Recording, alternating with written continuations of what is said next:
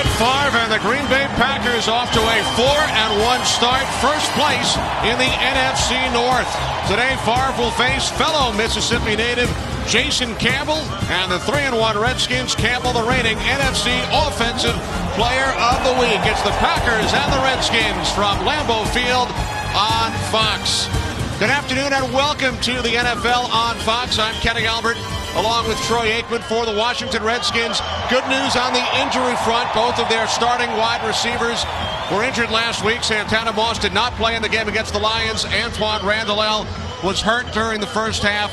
Both Moss and Randall will start. Troy, the Redskins facing a Green Bay Packers club that got off to a 4-0 start, but suffered a tough loss on Sunday night at the hands of the Chicago Bears. Yeah, it was a tough loss. It's been a tough week for him, coming off of a loss like that. I know in talking with Brett Favre and a number of other people within the Green Bay Packer organization, they still don't really know exactly how they've gotten to 4-1 or really how good they are. I think we'll get a good opportunity to find out here today, but they haven't done a good job running the football, and I don't anticipate that that's going to change much here today. So what are they going to have to do? They're going to have to continue to play good defense, which is what they've done, and then Brett Favre is going to have to be the guy that allows them to get the ball in position to score points. And Troy, like the Packers, the Washington Redskins off to a good start at 3-1, thanks in large part to their quarterback, Jason Campbell. It's been really remarkable, especially when you consider the injuries that they had even last week at the wide receiver position, as you mentioned. But yet his confidence has continued to grow each and every week. And as his confidence has grown, you can sense the team around him getting more and more confident within their club. They've not run the football particularly well. I think that's going to be important here today. But the thing that they've done a great job of throughout the early part of the season is they're playing great defense. Greg Williams, the defensive coordinator, has got them playing, and I would expect them to be flying around again here today. Well, the winner of today's game will still have only one loss after 6 weeks. It's the Packers and the Redskins next on Fox.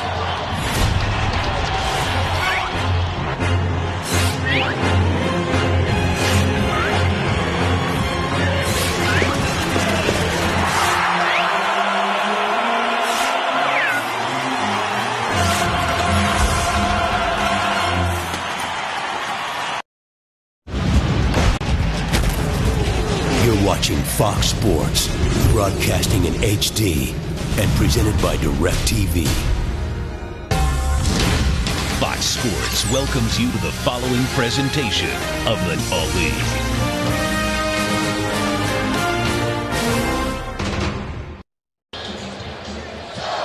Back in Green Bay, a 46-degree afternoon, chance of showers. It drizzled this morning here at Lambeau Field, as the Packers and the Redskins get set for the opening kickoff.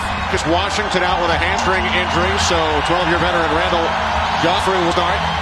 Antoine Randall did not play in the second half last week against Detroit. He and Santana Moss both will start at wide receiver, and some shuffling on the Packers offensive line. Right guard Junius Costin is out, so he all will start. The last time Joe Gibbs coached here at Lambeau, Jason Campbell was 4 years old back in 1986. A couple of world of NASCAR. Big Redskin fan on the left, Earnhardt Jr., and a Wisconsin native, Packers fanatic Matt Kenseth. Yeah, and they had the race last night and made the trip here to Lambeau and Green Bay, and both big footballs we know. They were in Charlotte last night. Packers have won the toss.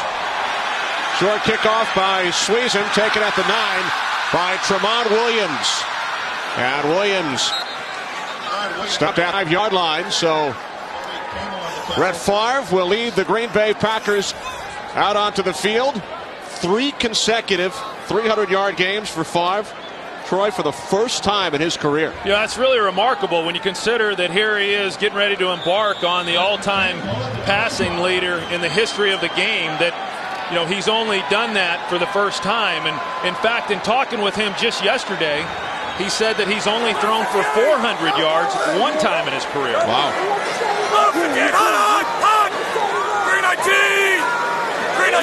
Packers start from their own 25. Favre to the air on first down. There's a penalty marker. Pass intended for Donald Driver. Terry McCauley, our referee. Illegal contact, defense, number 24. 5-yard penalty, automatic first down. Yeah, Donald Driver trying to run a square, and it looked like at the top of the route, you're going to see Sean Springs playing inside technique and basically just shadowing him to keep him from getting to the inside. I think one of the big things about this Redskins defense here today, Kenny, is the fact that Green Bay had a lot of success this week against Chicago, throwing a lot of the inside routes. They want to play inside leverage on these Green Bay wide receivers. Rookie Deshaun Wynn in the backfield, following the penalty, 1st and 10. Packers from their own 30. It's the fullback, Corey Hall. His 4th reception of the season, and Hall gains 7 out to the 37-yard line. You know, Corey Hawley's been a pretty good, pretty productive player for Green Bay here over the last several weeks, and you know he's one of many now in the National Football League that are playing fullback that was a linebacker in college or a linebacker in the NFL. It's amazing to me how many guys are taking over from the defensive side of the ball to man that position. Linebacker last year at Boise State. 2nd down and 3. Favre looked right, throws left, intended for the tight end Donald Lee. McIntosh on the coverage. You know, a little different approach for Green Bay from where they opened up the game last week against the Chicago Bears. They've come out here today throwing the football. Think back to that game against Chicago when they opened it up by running the ball with Deshaun Wynn and were able to rattle off some pretty good chunks of yards. I know that Greg Williams is defensive coordinator for the Redskins. He really wants to see what the Green Bay Packers are going to be committed to doing here early in this game. Are they going to run the ball or are they going to throw it? So far, all we've seen is them throw it. 3 receivers set, 3rd down and 3. Favre over the top. Again, it's the fullback Hall. And Corey Hall, with his 2nd catch of this series, picks up 6 yards and a Packers 1st down. You know, and this is one of the things that really frustrates a defensive unit, but yet it's something that Green Bay's been doing all season long.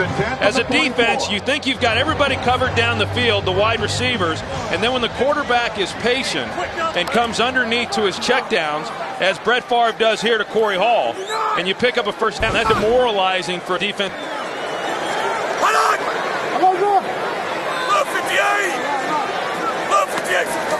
From the 44, the give to Deshaun Wynn, the 7th-round pick out of Florida.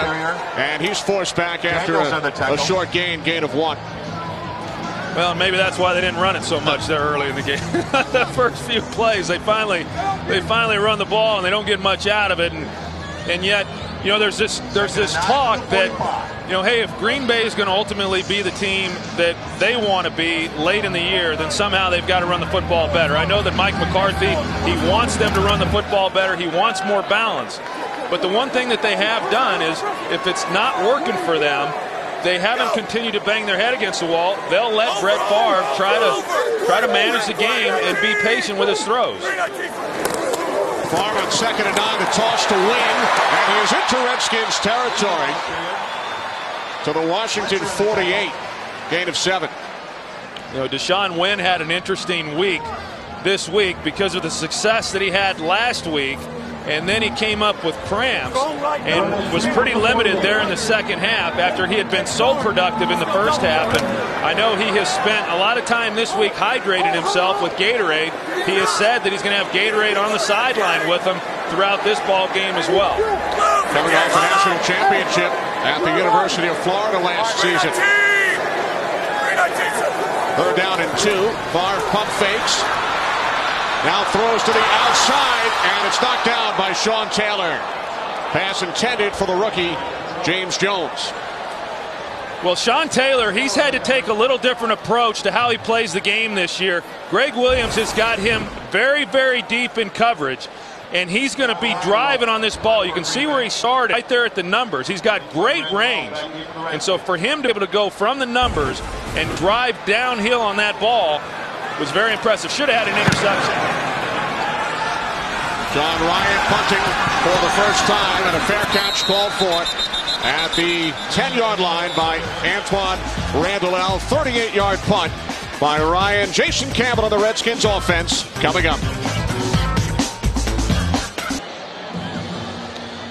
Back in Green Bay, early first quarter, the 50th anniversary season here at Lambeau Field as Jason Campbell and the Redskins start from deep in their own territory.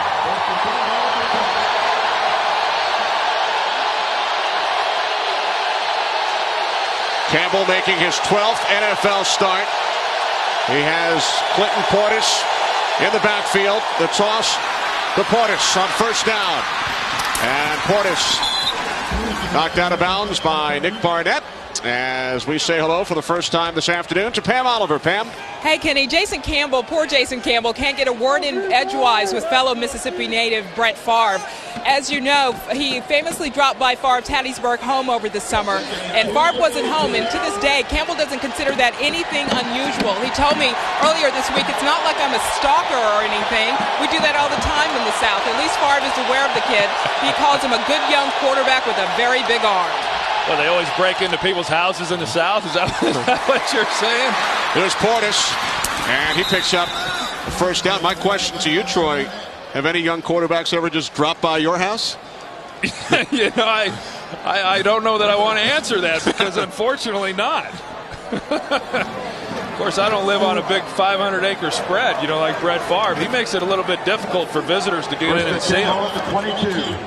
Jason Campbell said he rang the call bell and nobody answered. Did you say call bell or cowbell? Either one.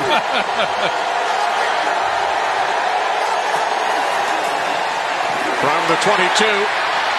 Nothing doing this time for Portis as he loses a yard. Johnny Jolly getting the push. You know, the Redskins, if you look here over the last 3 games running the football, they have not been overly effective. In fact, for the season, they've not been overly effective. They do a good job in terms of giving their backs a lot of opportunities. So sometimes their ranking as far as how well they're doing running the football is a little skewed. But they're going to have their hands full trying to run the football against this defensive front for the Green Bay Packers. Campbell on 2nd and 12. He fires, and the catch is made by the tight end Chris Cooley. And Cooley lost the football, but he was down, picks up 9 out to the 29-yard line. Well, that's going to be one of the real matchups here today for the Redskins, and that is Chris Cooley inside, whether they're going to match him up with a safety or whether the Packers are going to put a linebacker on him. But because of the play of their corners, both Al Harris and Charles Woodson, they do an awfully good job of shutting down most teams' wide receivers. And so the matchups that favor the Redskins are going to be those skill players in the middle of the field, such as Chris Cooley there at tight end. Moss split to the left. Thrash to the right. Campbell on 3rd and 3, a diving attempt, but Moss a catch. Jason Campbell certainly runs the crowd, comes out of it to really pick up first down. They start in, there's the man coverage, and he gets Al Harris running so that once he comes out of the break, he's got separation, but Jason Campbell just not able to put it on him. Derek Frost punting from his own 18-yard line. Woodson, Charles Woodson at the 35, and he's tripped up after a return of 2 by Lee Torrance. 36-yard punt. Brett Favre and the Packers coming up next. Redskins linebacker Marcus Washington out today with a hamstring injury. Yeah, and we all know that he's a linebacker. I mean, they're going to miss his services there, but where I think he's been most impactful this year is on passing downs when he moves down to that defensive end pass rusher. He's been awfully good there. That's where they're going to miss him today. Good field position for Brett Favre and the Packers, starting from their own 37-yard line. 2 tight ends. Deshaun Wade in the backfield. 5 to a wide open Donald Lee. Lee breaks free. Donald Lee is caught from behind inside the 5 by Sean Taylor. 60 yards from Favre to Lee.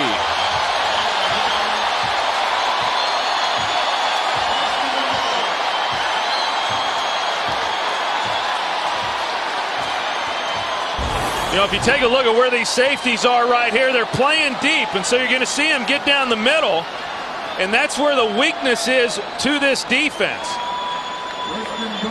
the safeties are playing so deep, trying to give help to the outside of the wide receivers, and then you got Donald Lee who's going to the hole where they're vulnerable within that scheme, and Brett Favre read it perfectly.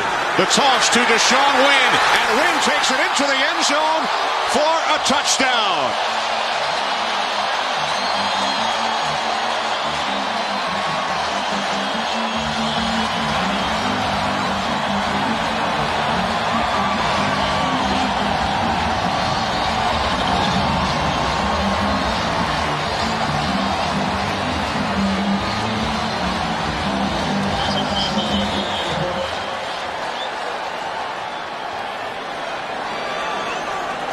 Fourth touchdown of the season for Wynn. Mason Crosby adds the extra point. And the Packers take a 7-0 lead, set up by the longest reception of Donald Lee's career, and then Deshaun Wynn into the end zone.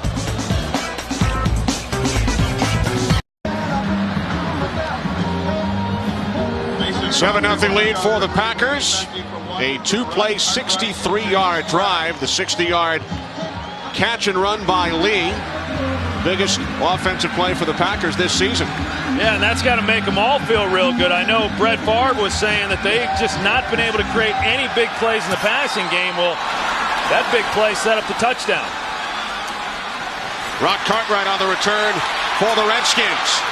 Cartwright out to the 32. 26-yard return. First Lambeau leap of the afternoon. Deshaun Wynn.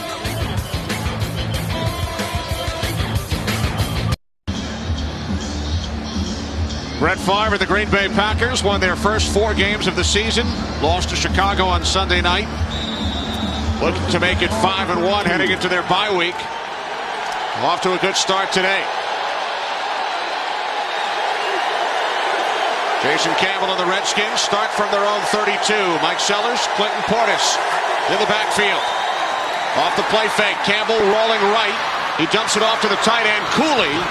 And Cooley is forced out of bounds after a gain of 3. Yeah, watch the play action here on that throw by Brett Favre, and what Donald Lee is able to do there to Rocky McIntosh. He acts as if he was going to block him there, and that's why Rocky McIntosh came up, and it opened up the hole. Now Carlos Rogers, here's the play action which brought him up. Carlos Rogers had a chance to make a tackle. He's given up 50 pounds.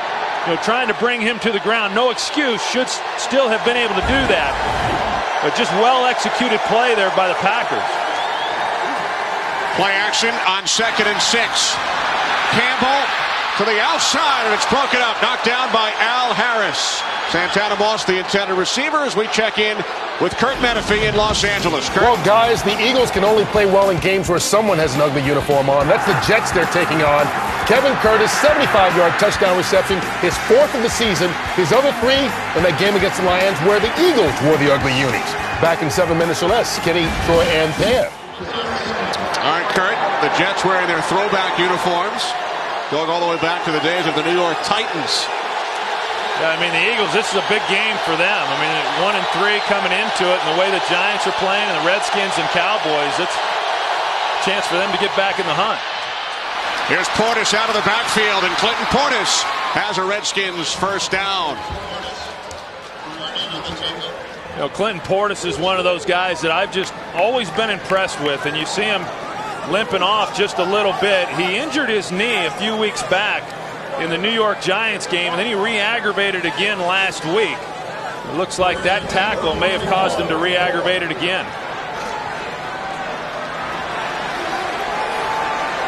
There's Liddell Betts on the sidelines as well. Mike Sellers, the lone back. 3 wide receivers. Off the play fake to Sellers.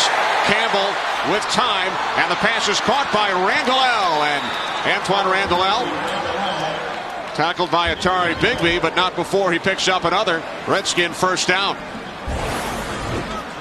You take a look here at Chris Cooley, and this is what makes him pretty unique. I mean, not only is he a good wide receiver, but now he's blocking one of the best pass rushers in the game today. Aaron Campman had 15 and a half sacks last year.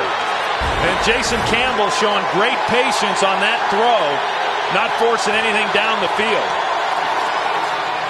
First carry of the game for Liddell Betts, and Betts found a hole and takes it down to the Green Bay 37, a gain of 7. Yeah, and I think when you look at the Redskins and how they have struggled running the football, I think Liddell Betts is probably the guy they'd like to see get going a little bit more. You see his average there at only 2.8 yards per carry, well below where he was a year ago when he was filling in for Clinton Portis and ran for well over 1,000 yards. Including 5 straight 100-yard games last season. Second down and 3. Inside handoff, Sellers. And Mike Sellers has a first down, a gain of 6. The guy the Redskins went to frequently last week. Well, yeah, I mean, last week was a career day for Mike Sellers. He says he's been lobbying to Joe Gibbs for weeks and weeks about getting more involved in the offense. He wants to touch the football.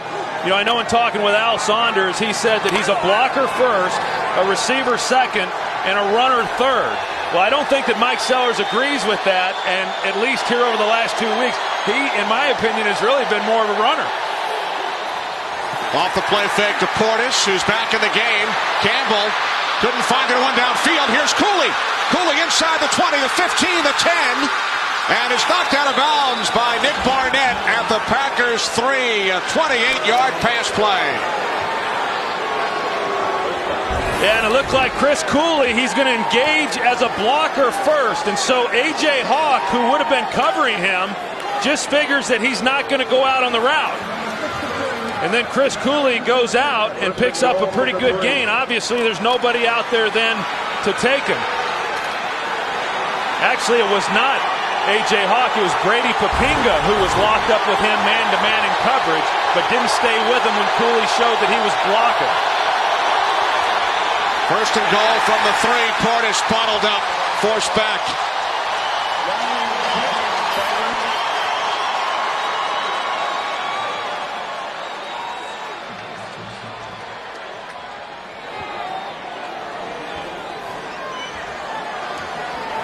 Loss of 3 yards on the play as both teams shuffle personnel. Defensive coordinator Bob Sanders. 9th play of the drive for the Redskins. Thrash split to the left. Sellers shifting. Second and goal from the 6. Campbell takes off. Jason Campbell dives. There's a penalty marker. Campbell into the end zone for a touchdown. There is a flag on the field. Yeah, that's usually in the area of a defensive hold. Illegal contact. Defense number 50. Penalties decline. Touchdown.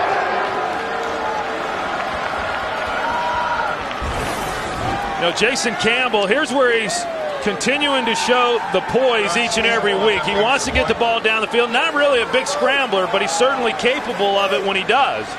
You know, I thought he got a little lackadaisical there at the goal line when he was going to get it in. Nevertheless, he did score. His first career rushing touchdown in the NFL. Sean Sweezum adds the extra point, so the Redskins come right back and have tied this game at 7.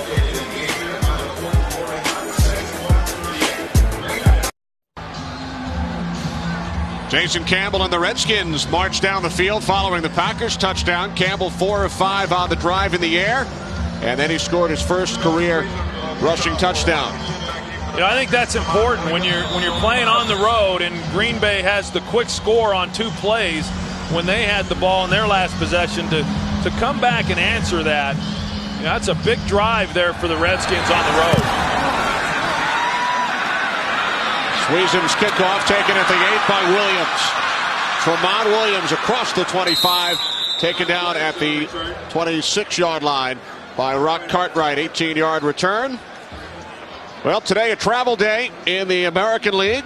The ALCS continues on Fox tomorrow night, Monday night at 7 Eastern. And what about the job David Ortiz and Manny Ramirez have done for the Red Sox during this postseason? But the Indians pulled out Game 2 last night with 7 runs in the 11th inning. Yeah, that was an impressive win by Cleveland to do what they were able to do and not up this series at 1-1. Should be a lot of fun down the stretch. So now the Indians go home. Game 3 on Fox tomorrow night, 7 Eastern. Packers start from their own 26. Off the play fake. Favre to the outside. Pass intended for Greg Jennings as we check in once again with Kurt. Kenny, how many times has it been to Kenny Troy and Pat? All right, Kurt. Well, the Packers kept the ball away from Devin Hester on Sunday night. Not the case today against Minnesota. 5 out of the shotgun, 2nd and 10. He fires. He was looking for Donald Driver. You know, Green Bay last week was so successful throwing those slant routes against Chicago.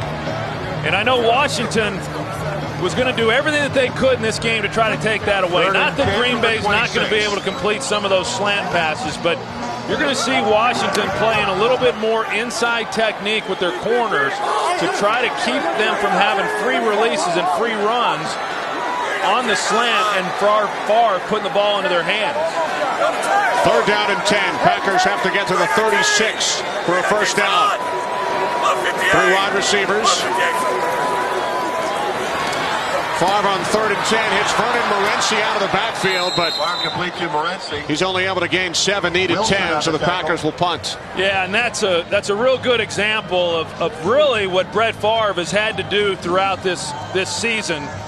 Is teams are playing so much coverage against them because they don't respect the Packers' running game that he's just had to be patient. And I asked him yesterday if that has frustrated him at all. He said it hasn't, that he just understands that that's part of it and how he has to play here this year.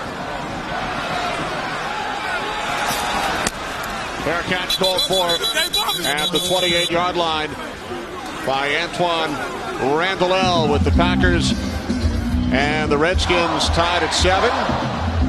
And Troy, I know you've been impressed with Jason Campbell so far this season. You know, I really have. And, you know, he finally got his opportunity. You always ask the question with a young quarterback who comes in the first round, you know, when do you play him? Do you play him as, you know, from day one, his rookie year? Do you wait? And there's examples of guys that have had success doing it a lot of different ways. You know, I know he didn't play his first year and a half. He got in there last year, and he's done a good job. And you can just see the maturation and the confidence in him with each and every game. You know, coming off really his best game of his young career last week against Detroit. Threw for a career high 248 yards against the Lions. Here's Portis. Stutter step. And brought down at the 34-yard line. Gain of 6 for Clinton Portis. I was talking about Clinton Portis a little bit earlier about the injury that he has to his knee. He does have some inflammation that occurs periodically there. Felt pretty healthy coming into this game, but he is such a physical running back. I don't know that I've seen a guy in this league currently that's as physical with and without the ball as what Clinton Portis is. I just don't see him as being a long-term player in this league because he plays so hard and so physical. Missed a couple of plays earlier. Campbell in trouble. Wrapped up and then taken down. Colin Jenkins applying pressure.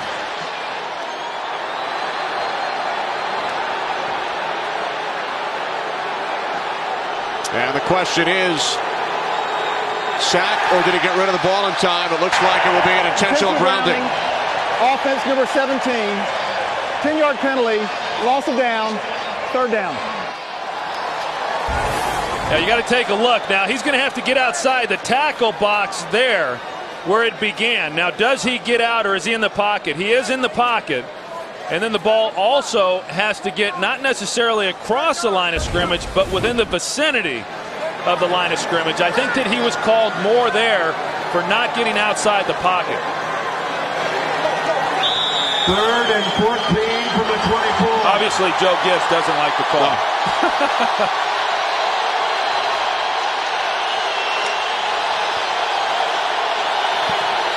So it is now 3rd down and 14. Redskins need the 38-yard line for a first.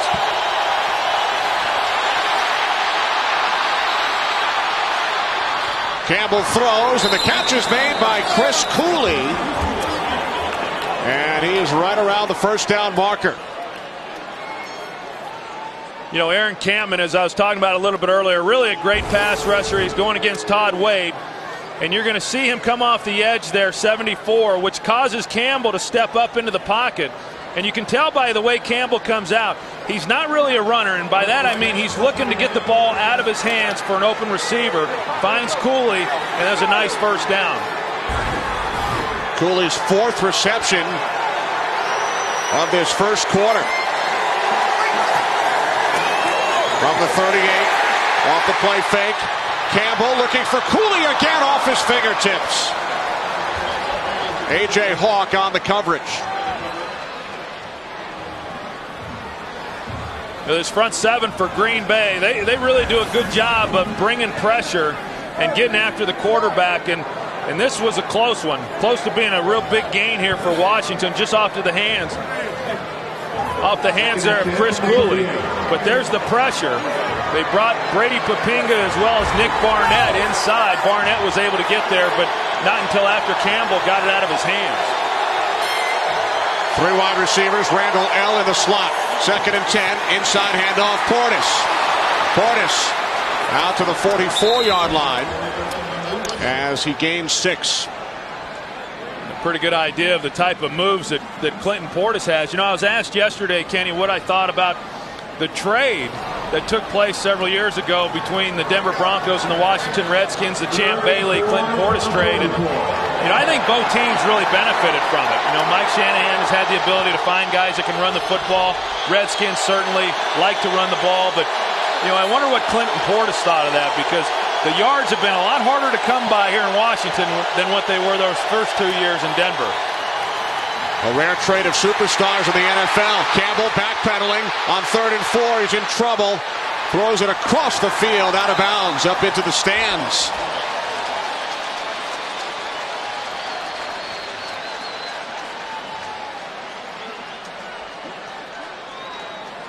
You know, we talk about this Green Bay defensive front and what they're able to do, and Aaron Campman is really off to a good start here today. I mean, he's one of those guys who's just relentless. He goes right through Todd Wade to put the pressure on Jason Campbell, and I can guarantee you he's going to be doing that all day long. Second punt by Frost. Bounces into the end zone for a touchback. So the Packers will start at their own 20-yard line. And we take you back to the first pass that Brett Favre ever threw in the NFL, Troy. It was at RFK Stadium as a member of the Falcons. Picked off, returned for a touchdown by Andre Collins of the Redskins. He looks like he's about 11 there, doesn't he? Wow. In that game, Mark Rippon tied a Redskins franchise record, 6 touchdown passes. November of '91. First pass thrown by Brett Favre to the National Football League. The slant to Jennings. And Greg Jennings gains 7. Rodgers on the tackle. Now, we asked Favre what he remembers about that game, and Jerry Glanville's name came up, his head coach in Atlanta that year, and he said, Jerry probably said to me, Mississippi, you're in the game. Yeah, Jerry Glanville was one of the real characters in the game, as we all know. Our former colleague at Fox, so now the head coach at Portland State. End of the first quarter at Lambeau. Tied at 7. To be young again.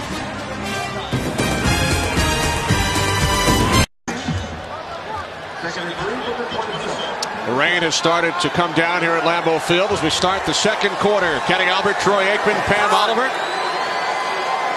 Packers and Redskins tied at 7. Second down and 2.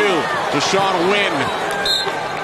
Wynn fights his way up to the 29-yard line, setting up a 3rd down and 1. Wynn running behind a reshuffled Packers offensive line. A look at Tony Mall starting at right guard for the injured Junius Costin, and Jason Spitz taking over at center for the injured Scott Wells. Yeah, and Jason Spitz has primarily been a guard, and now he's playing center, so obviously some adjustments that have to take place there. Tony Mall has played. He played 10 starts last year. But now he's in there playing right guard himself, and so that doesn't help with the running game either. Off the play fake on 3rd and 1. Favre chased from behind. He picks up the first down. Andre Carter brought him down, but Favre able to gain enough. And I bet Favre's hoping they don't do that one again. You're going to see Andre Carter come around here, and he sees it the entire way. He's got great acceleration, and I bet Brett Favre initially, I mean, there was a day when that wouldn't even have been that close. But I don't know if he knows Andre Carter is on his heels or not. But he was able to get just enough. I think he's thinking to himself, I hope that's the last time we call that play. Do quarterbacks have that sixth sense? Do you know when a guy's chasing after you? I never did. Which is why my career was shortened. From the 31 on first down. Oh, Favre takes a big hit from Anthony Montgomery. And Tony Maul falls on top of the football. Yeah, Anthony Montgomery. I mean, Brett Favre has a tendency to slide up in the pocket like this. And that was a fumble. You know, the ball's been coming out here in recent weeks. They call that the empty hand. If the arm starts forward and the ball's not in possession, then it is ruled a fumble. But a good job there of Maul getting on it. Maul falling on the ball. Maul on the ball. Loss of 7 on the play. First charge timeout. Green Bay. Packers use their first timeout early second quarter in the rain, tied at 7. 2nd and 17 from the 24. Rain coming down a little harder here in Green Bay. Redskins and Packers tied at 7. Empty backfield, second down and 17. Everybody out for the Packers. And the pass is caught by the tight end Lee. But Sean Springs was right there to make the tackle, a gain of just 1. You know, this really has become a guessing game with Greg Williams, the defensive coordinator for the Redskins, and what he believes the Green Bay Packers are going to try to do. You think back to last week in that game against Detroit. He gave the Lions every opportunity to run the football, but he knew that with Mike Martz as the offensive coordinator, they were going to be committed to throwing the football. In today's game, he's wanted to play coverage, make Green Bay run the ball against the 7-man front. However, the big pass play came when Greg Williams was playing coverage. And so far, he's had to mix it up pretty good. On 3rd and 16, this is Morency. And Morency is tackled from behind by Pearson Prelo. So the Packers once again will punt. Nice defensive play by Chris Wilson, who Greg Williams speaks very highly of. Yeah, Chris Wilson, he spent 2 years there in Canada, and you know, he's a guy who can just really run, and that's a characteristic of this entire Redskin defense, their ability to run sideline to sideline. It's one of the reasons why they've been as effective as they've been as a defensive unit this year. Randall lets the punt bounce out of bounds, setting up terrific field position for the Washington Redskins.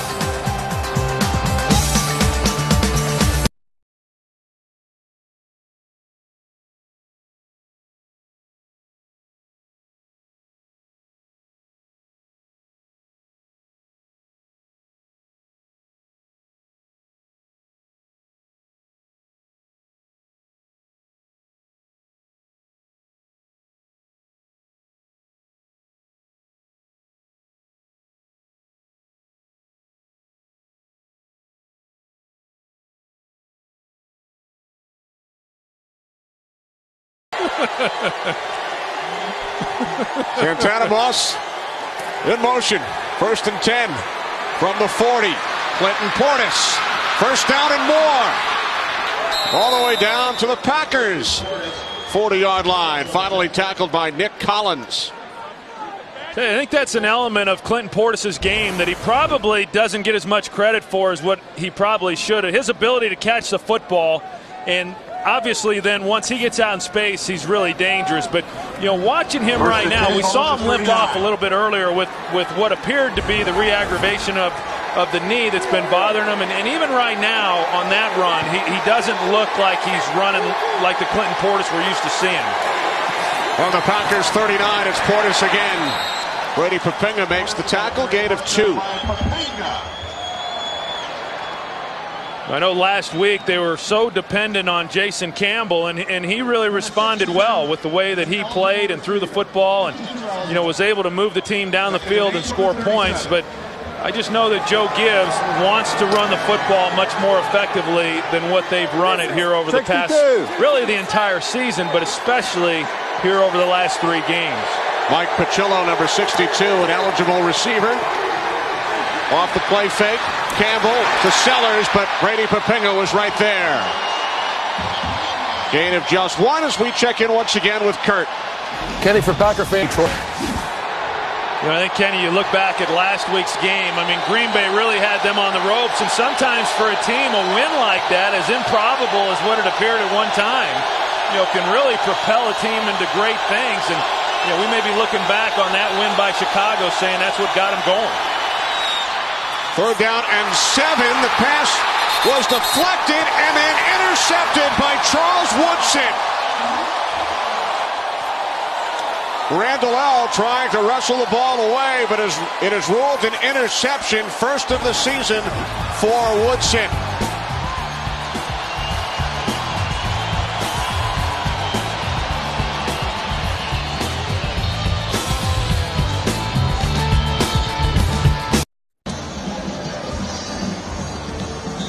Redskin trainers tending to Antoine Randall, first turnover of the game, first interception thrown by Campbell, his last 96 pass attempts.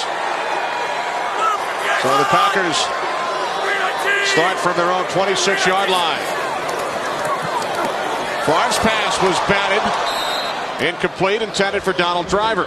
Yeah, you go back and look at the interception. It's unfortunate because even though this is a high ball, it's one that Santana Moss certainly should have been able to catch. And it looked like it was a simultaneous catch between Charles Woodson and then Antoine Randall.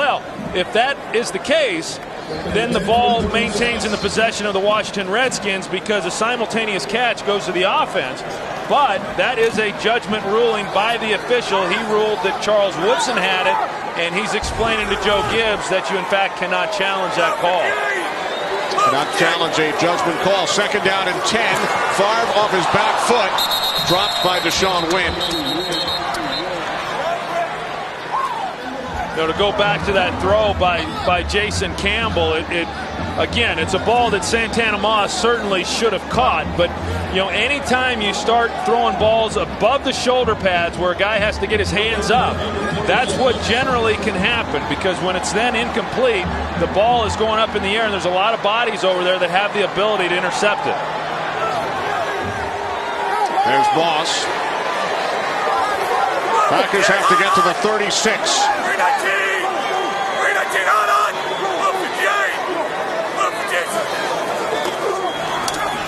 Favre steps up on 3rd down and 10. Now he throws incomplete. Greg Jennings, the intended receiver, so Green Bay unable to capitalize on the Washington turnover. Well, it's a good job by the defense. Anytime there's a change of possession like that, in order to maintain field advantage, to come out and then go 3 plays and then get the ball right back into your offense's hands, that's a good job. A lot of emotional swings that take place, but a good defensive stop.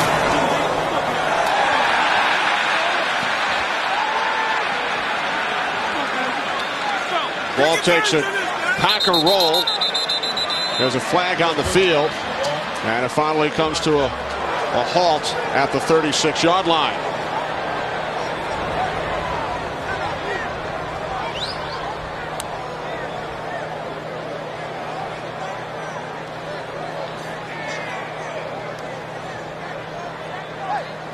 Prior to the kick, holding, kicking team, number 35. 10-yard penalty added to the end of the play. 1st down, timeout. Corey Hall, the guilty Packer. Redskins back on offense when we come back.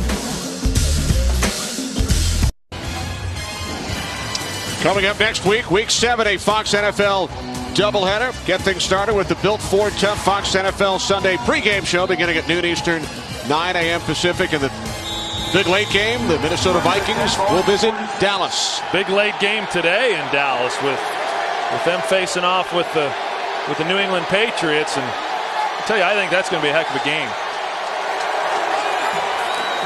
Both teams 5-0. Here's Campbell on first down. Can't find anyone. Down he goes back at the 44-yard line.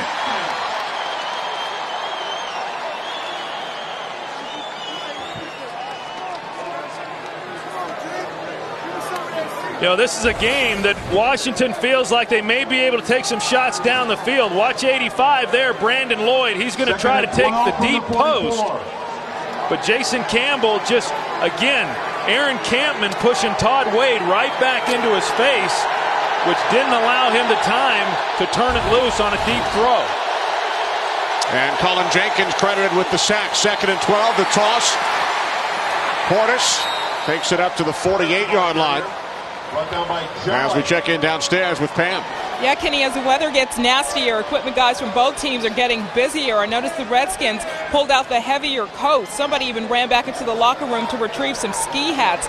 Receiver Antoine Randall, he's changed his shoes a couple of times. I keep waiting, Kenny, for them to pull out those nice little hand warmers so I can bum a pair. Back to you. They'll try and send one down. Pam, we'll get you whatever you want down there. 3rd down and 8. Cooley shifting. Redskins have to get to the 44. Penalty marker as Campbell throws it away. Penalty marker down.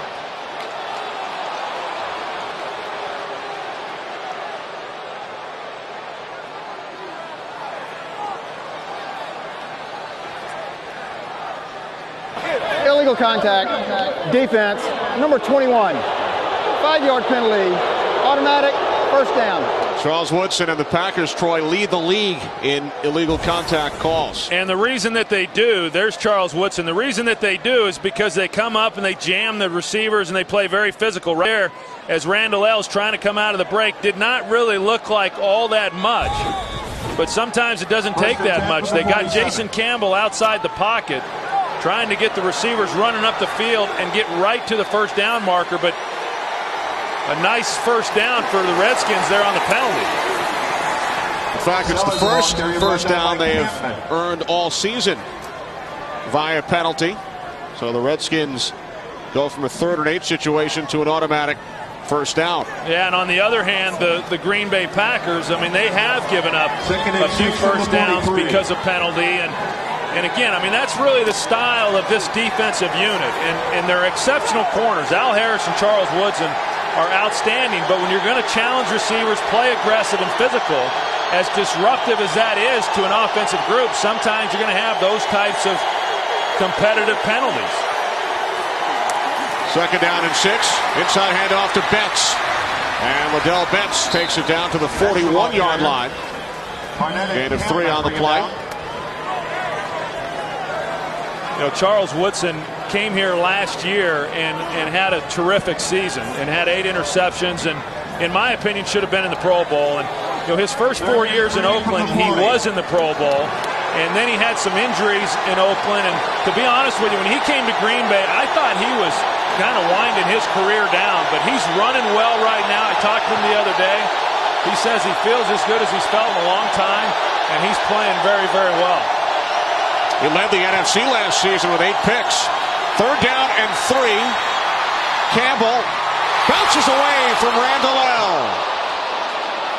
Would have had a first down.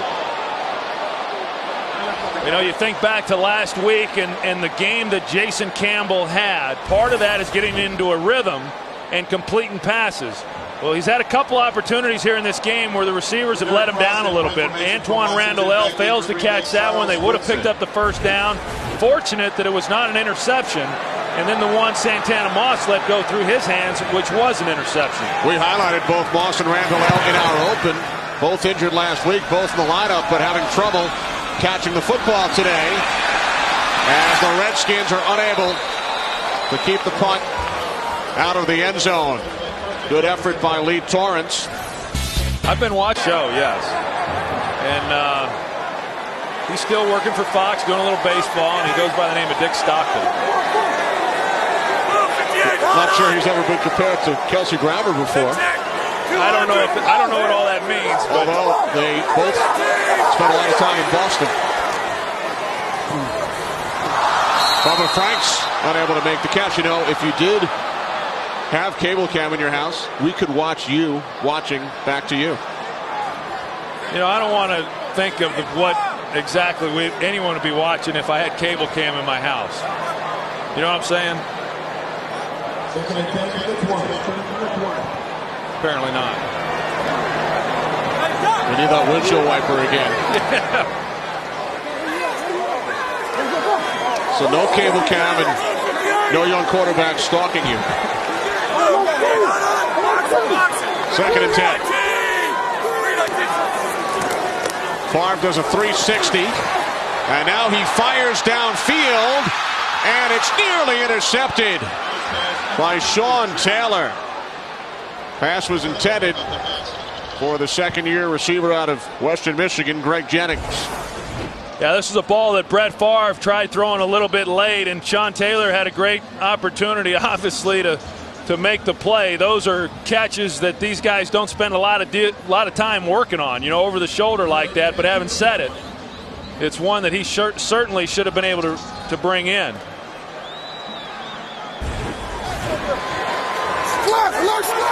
Remember, the next time Favre is intercepted, it will set a new NFL record. He's tied with George Blanda. 3rd down and 10. Jennings makes the catch, but is tackled at the 26-yard line by Rocky McIntosh, 4 yards shy of the marker.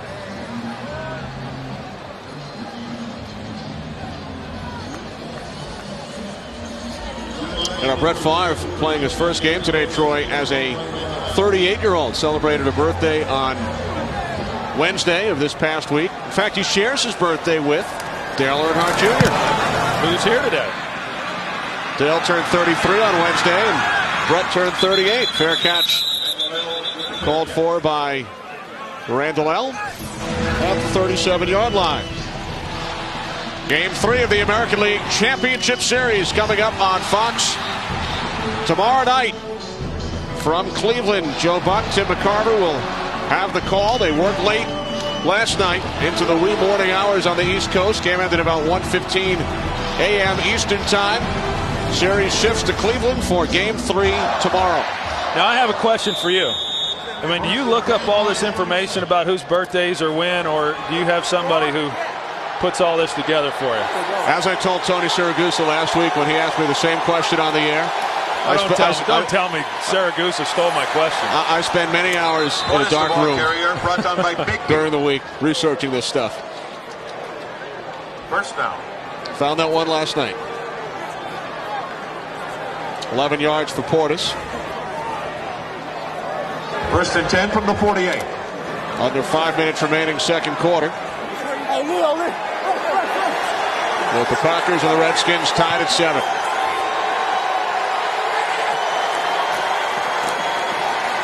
Again, Portis, this time Portis the ball bottled up. Barnett on the tackle. Nick Barnett, Cullen Jenkins in on the tackle. Yeah, this defensive front for Green Bay, I mean, they really are one of the strengths of this group. I think their front four is 2nd and 11 from the 47. And no specific front four, because they really do a good job of rotating their guys. And then, of course, their 2 corners as well. It's just a very difficult team to run the football against effectively, you know, play in and play out. Campbell on 2nd and 11. Wide open is Cooley, and Chris Cooley picks up a Redskins first down, his 5th catch of the first half. And we saw a little bit earlier in the game some of the pressure that Jason Campbell was under. This time he gets ample protection up front. You'll see the pocket that forms to where he can step up and then deliver the throw there to Chris Cooley, who did a nice job coming out of his route and creating some separation there on Brady Papinga.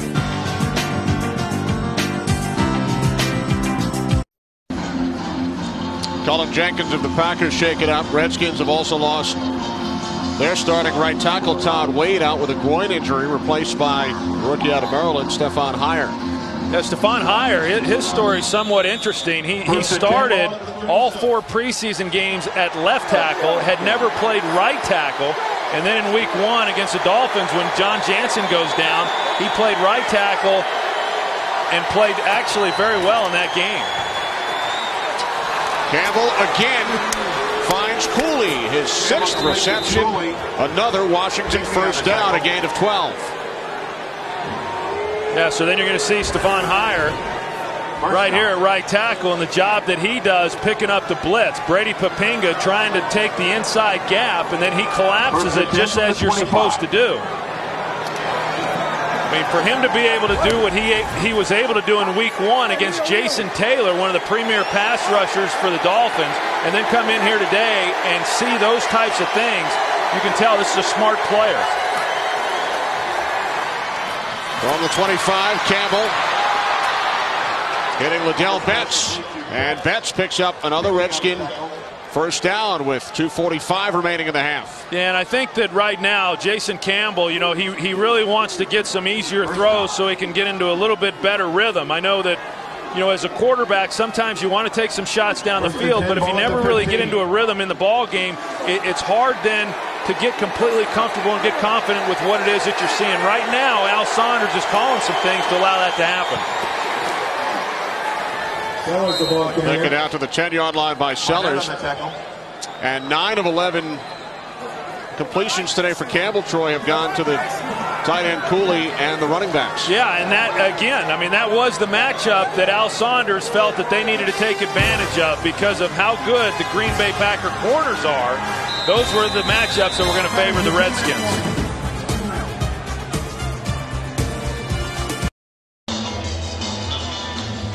Coming up, the Visa Halftime Report with Kurt, Terry, Howie, and Jimmy. They will bring you scores and highlights. And the Fox Sports Ticker will keep you updated with up-to-the-second stats. That's all coming up on the Visa Halftime Report. Cullen Jenkins heading in to have his knee checked out. 2nd and 6 for the Redskins from the Packers' 11. The toss to Portis.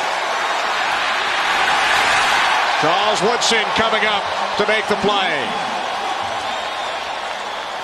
That's a really good job by Charles Woodson. You just don't see a lot of corners in this league that want to come up and get physical and make plays, you know, as far as coming up and making a tackle on a running back. And we've seen it now from him for several games. A good stop on a great running back out in the open field. A loss of 3 on the play. Now 3rd and 9 from the Green Bay 14. And Campbell calls timeout.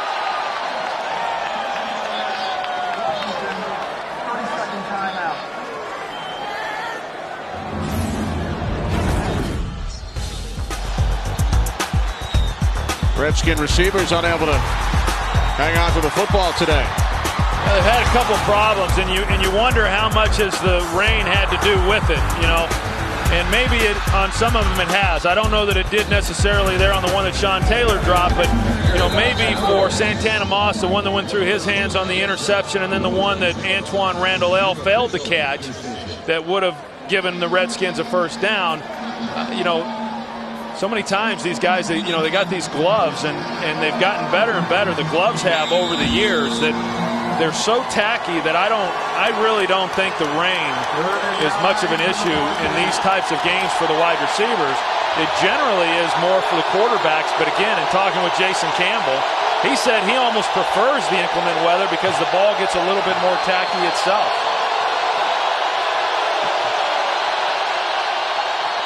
Campbell on 3rd and 9, looking for Cooley. He makes the catch for a touchdown. There is a flag at the 4-yard line. It's against the Packers. So Chris Cooley with a touchdown reception for the 4th consecutive game. Defense. Penalties decline. Touchdown.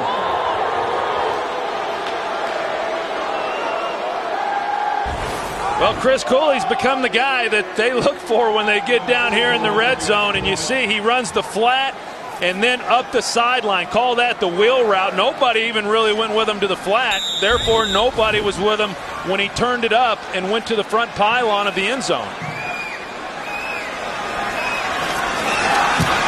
Squeezing adds the extra point. So Chris Cooley, who came into this game, Troy, with only 10 catches in 4 games this season, with a career day in the first half alone, he has 7 receptions for a career high 97 yards and his 4th touchdown of the season. Yeah, and I think that everyone was just wondering when exactly it was going to happen. I mean, knowing that it was going to happen, because Chris Cooley is just too good of a football player and has been too productive for this Redskins team not to be more involved than what he had been coming into this game. And you're right. I mean, he's had a big first half here. He's caught some balls that have given him some first downs, and then he catches the big play there that gives him the touchdown. And, you know, you can tell that Jason Campbell has a great deal of confidence in him. And I've always said, I mean, those interior guys, generally it is the tight end. Sometimes it's also a running back, but those guys can really do a lot for a young quarterback and giving him some clean throws to throw the football. And Chris Cooley does a good job of getting open. Campbell perfect on the drive. 4 for 4, 52 yards. And the Redskins have their first lead of the afternoon. Well, that was a big drive by the Redskins to put points on the board. Now we'll see what Green Bay can do in their no-huddle offense. Taken out to 12 by Tremont Williams. And Williams cut down just shy of the 20 by Pearson Prelo, who came up limping. So Brett Favre and the Packers with 1:07 and 2 timeouts. Favre 7 of 16, 96 yards. Deshaun Wynn has the only Packer touchdown, set up by the 60-yard catch and run by Donald Lee. Yeah, and so again, I mean, the Packers just are not running the football very effectively, and as a coach, it's hard to keep then calling running plays when you're not having more success. And so I would expect to see the ratio of pass to run go up dramatically on the passing side. Packers empty the backfield.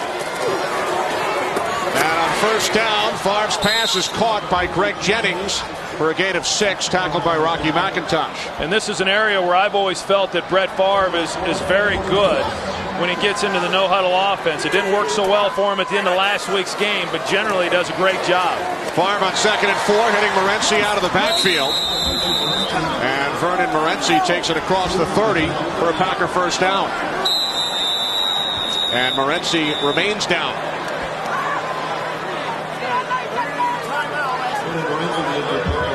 You talked about the Packers running back situation. Morency was the starter heading into training camp. He injured his knee on the first day of camp. So the 2nd-round pick, Brandon Jackson, took over. He's now out with a shin injury, which is why Deshaun Wynn made yet another start today. Boy, they have really had a lot of bad luck at that running back position. And, you know, you mentioned Brandon Jackson. He has missed the last 2 games, but he practiced this week and probably could have played. But, you know, they go with Vernon Morency. Now, if he's unable to go, now all of a sudden they're back to Deshaun Wynn and then Ryan Grant, you know, a first-year player. And so they've just not been able to get locked in with any one guy and then build game plans around what that particular guy does best. A look at Brandon Jackson on the sidelines. Deshaun Wynn back in the game, replacing Morency. Favre pump fakes, and now he throws, and the catch is made by Ruvel Martin. Martin picks up a first down, 17-yard pass play.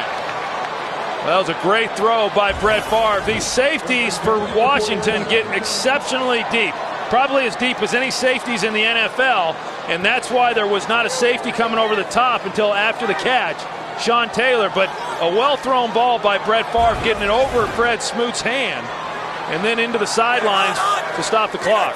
Morency back in. 1st and 10 from the 47. Favre over the middle, and it's caught. Donald Driver down at the Redskins' 37-yard line. Packers have 1 timeout remaining. Favre will spike it, stops the clock with 19 seconds remaining in the half. as the Packers get closer to field goal range.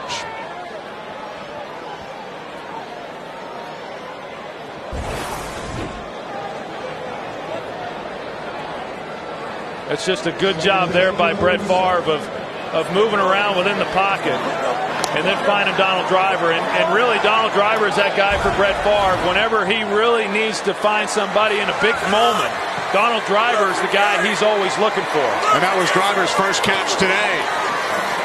Morency out of the backfield. And Morency with a couple of nice moves takes it down to the Washington 28.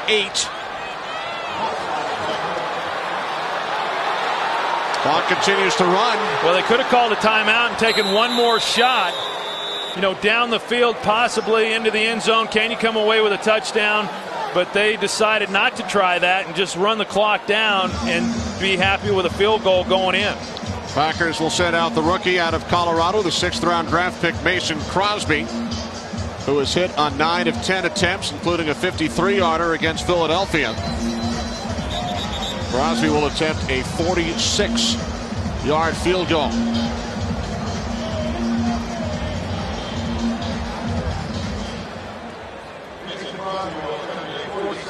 John Ryan is the holder.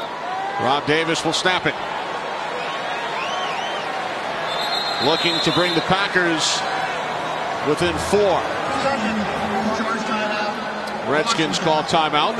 Something we have seen on numerous occasions this year prior to field goal attempts at the end of games. Does Monday night ring a bell?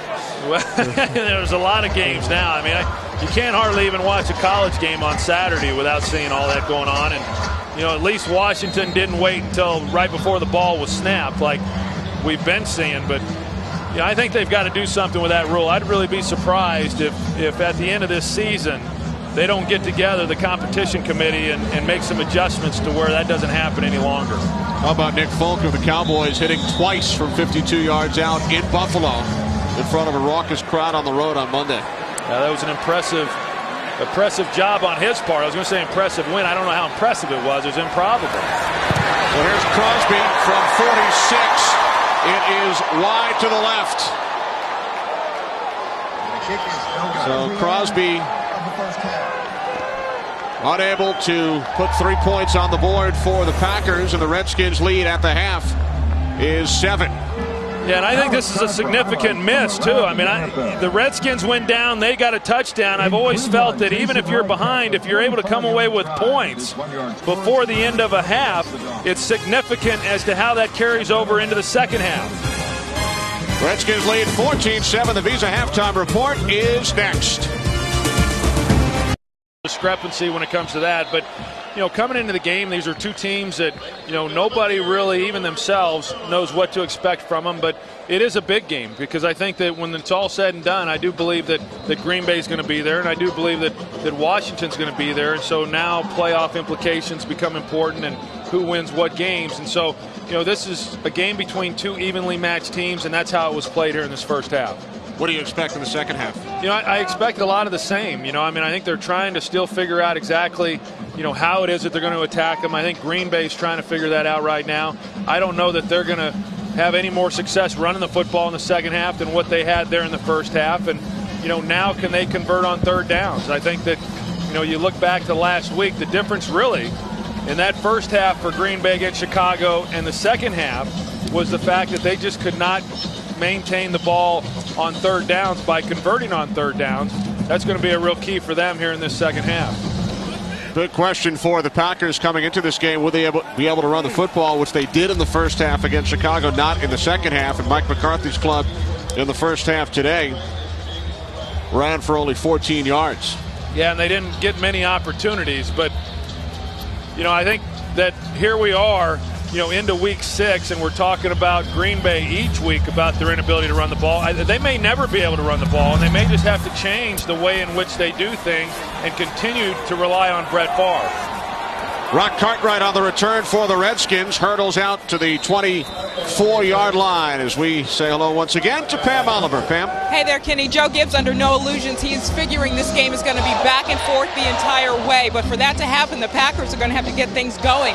Mike McCarthy told me at the half we were very sloppy on offense. He says we got to find our rhythm there. Defensively, he said Chris Cooley was our #1 focus this entire week. Extremely disappointed they have not been able to contain him. Back to you. Thanks, Pam. Chris Cooley, 7 receptions in the first half. Came into the game with only 10 all season. He has a Redskins touchdown. Redskins over 200 yards of offense prior to halftime. They start from their own 24. Portis, the lone back, off the play fake. Campbell with time, looking for Moss, and it's knocked down, broken up by Al Harris.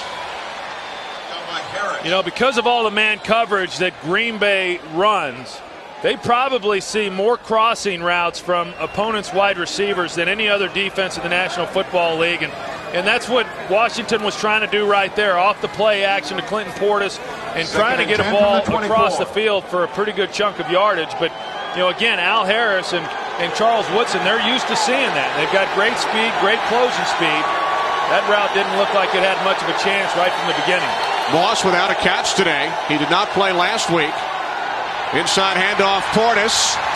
And Portis out across the 35 to the 37 for a Redskins first down. Well, what a great move at the end of that run by Clinton Portis. And Al Harris knows that he probably should have made the tackle, and he also knows that he got embarrassed on it. You're going to see Clinton Portis here come to his left, and he's led by Jason Fabini. But right there, you know, you see Al Harris wasn't real sure exactly what he was going to try to do, if he was going to try to bounce it outside of him or if he was going to cut it up inside. And instead, he was just left there standing in his tracks. Gain of 13. This is Betts. Liddell Betts. That's the ball carrier. Brought down. Nick Barnett Hawk on the tackle. had 9 tackles in the first half. Gain of just 1 for Betts, setting up second down and 9.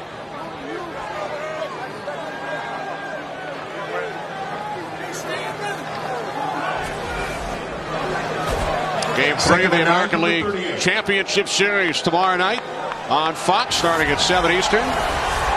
Boston Red Sox, Cleveland Indians.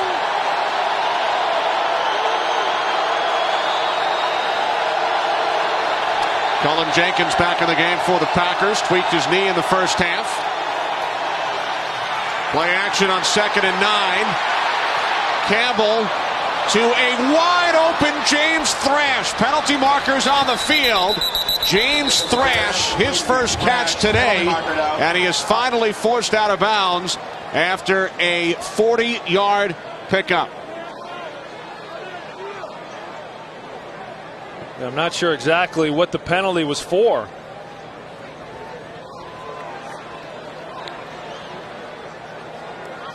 Terry McCauley will let us know after he sorts things out with his colleagues.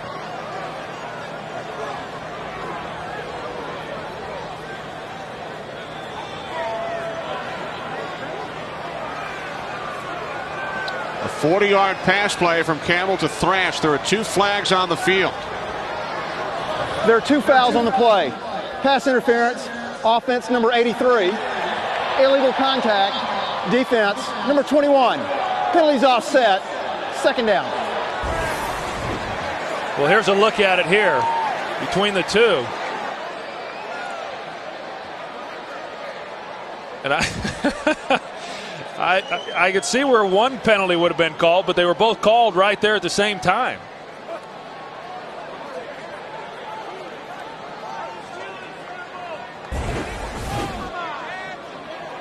Joe Bugle, the Redskins assistant head coach, not happy with the calls. 2nd and 9 for the 38. Or at least one of them. Well, I think that one could have been called on either one, and I guess, you know, by that they just went ahead and called each of them and then offset the penalties. So it's a do-over. 2nd and 9. Redskins from their own 38. Campbell looking for Moss, but he stumbled to the turf. Woodson on the coverage. Charles Woodson on the coverage, so a 3rd and 9 coming up for Washington. And with the rain that we've started to have, you're seeing more and more of the receivers starting to slip a little bit coming out of their breaks. And, you know, you've got Santana Moss, who fell there, but then also, you know, as we said, he did not play last week. He's had a groin injury, and I'm sure he's being a little ginger as he's coming out of his breaks also.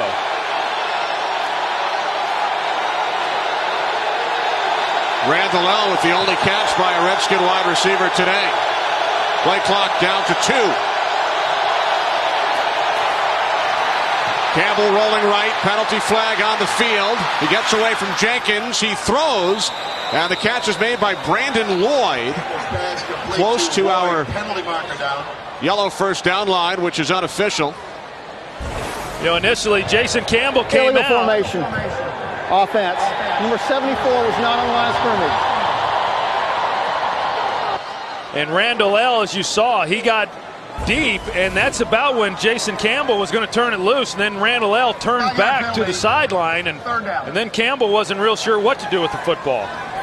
Penalty called on Heyer, who replaced Wade at right tackle. Randall L., questionable throughout the week with a hamstring injury, has never missed a game in the NFL during his 6-year career. Which anybody, regardless of what position you play, to not miss a game is pretty incredible. I know it impresses me, and what also impresses me is the job he's done as a wide receiver this year. I mean, he has turned into a bona fide number 2 guy, and he's played very well for this team. Redskins have to get to the 47. Here comes KGB. Campbell gets rid of it, looking to set up the screen. Redskins will punt. Yeah, you're right. KGB off the corner, you know, does a good job. Here he is, and he's working against Chris Samuels. And you can see that speed rush right there that he uses trying to get on the edge, and then Jason Campbell getting flushed out of the pocket. And, you know, KGB began his career as a situational pass rusher. Then he became an every down player, and I think he's been much more effective now that he's going back to the situational stuff. KGB, of course, is Kabir Bajabiamila, who broke Reggie White's franchise sack record earlier this month. Packers will start from their own 31-yard line. Some extracurricular activity following the punt.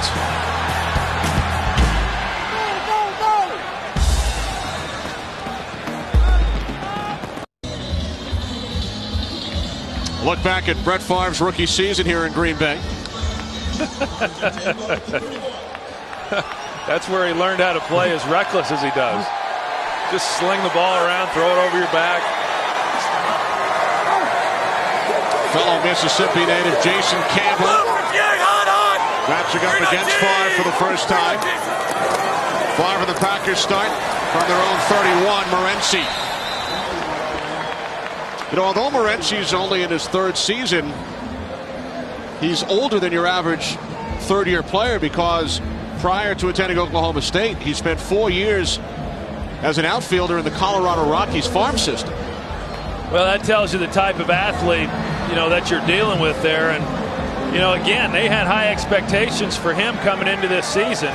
They traded for him and was projected to be the starter when training camp began, only to go down in the first practice of camp, and he's still been finding his way. Originally drafted by the Houston Texans. 2nd down and 4, off the fake to Morency. Favre airing it out. James Jones, the intended receiver, it is intercepted by Sean Taylor. And that is career interception number 278, thrown by Brett Favre. He is now the all-time leader. He had been tied with George Blanda, 3rd pick of the year for Taylor. 2 weeks after breaking Dan Marino's all-time touchdown record, Brett Favre now in the record books in the interceptions column, although he has thrown more than twice as many career passes than the man who was tied with George Blanda. Well, and that's, you know, that doesn't come as a surprise. I mean, the fact that he broke the touchdown record, and, you know, we all know the way in which Brett has played, and it seems almost fitting that he has the interception record as well. Here's Portis, gain of 4. The interceptions are way down this year, Troy, only 5. Well, you go back and take a look at this last one and watch Sean Taylor. I mean, he is so deep it's amazing that he was able to, from where he was, get back, because when Brett Favre turned that one loose, it looked like it was going to be an easy completion and probably a touchdown there to James Jones. And Sean Taylor does a great job of keeping his feet in and showing you the range that he has there from center field. Remember, Taylor had 2 chances earlier but could not hold on to the football. 2nd and 6, 8th catch today for Cooley. Well, I'm impressed with what they've been able to do with Chris Cooley here today, because as we talked about a little bit earlier, he's been bottled up, pretty much throughout the entire season coming into this game, and knowing again that he was going to be one of the big matchups. And then also in hearing Pam Oliver talk about it when she spoke with Mike McCarthy, they knew coming in that Chris Cooley was going to be one of the focal points, and yet they've not been able to do anything to shut him down. 3rd down and 1. Mike Sellers, the intended receiver, could not hold on. Nick Barnett on the coverage. So the Redskins go 3 and out. And I think right now for the Redskins, I mean, when you look at what has happened to them here in this ball game, one of the things that has really hurt them is their inability to convert on 3rd downs, because they've had some opportunities, but because of drop balls, they've not been able to keep the ball, and they've been then forced to punt. Frost from his own 12. Woodson on the run. Woodson brings it out close to midfield. It's been a frustrating afternoon at times for Jason Campbell. 5 dropped passes by the Redskins.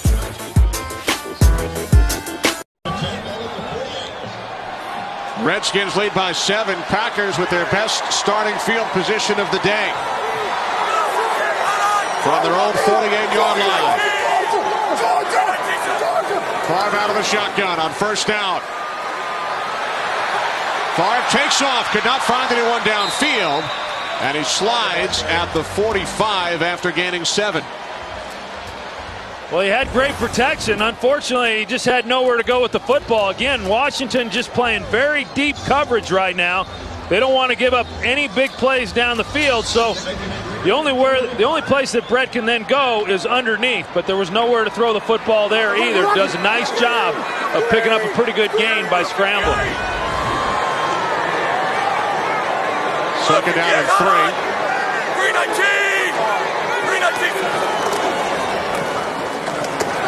This is Wynn. Couple of nice jukes by Deshaun Wynn to pick up a first as we send it west. Back to Kenny, Troy, and Pam. All right, thanks, Kurt. Big day for Galloway. Bucks coming off the loss in Indy last week.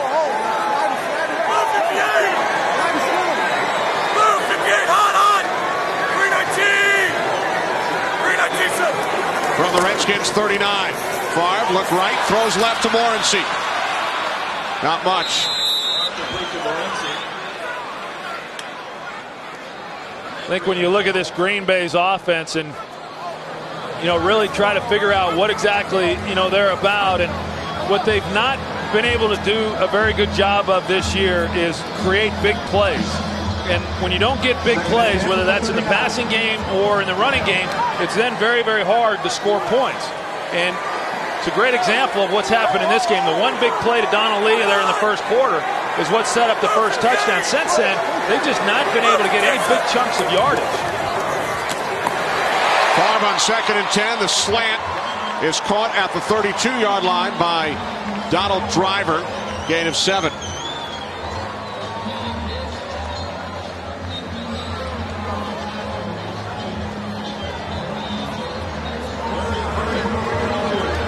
Midway through the 3rd quarter.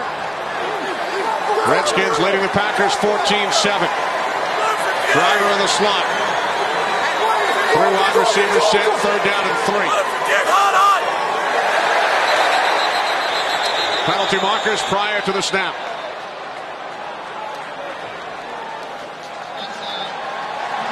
Number 99.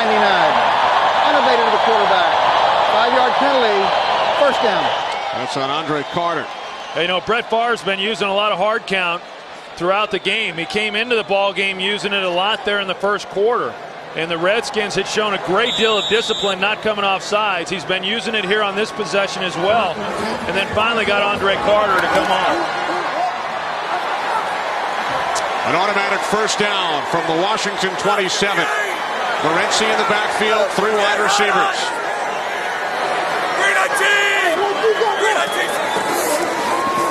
Morency inside the 25.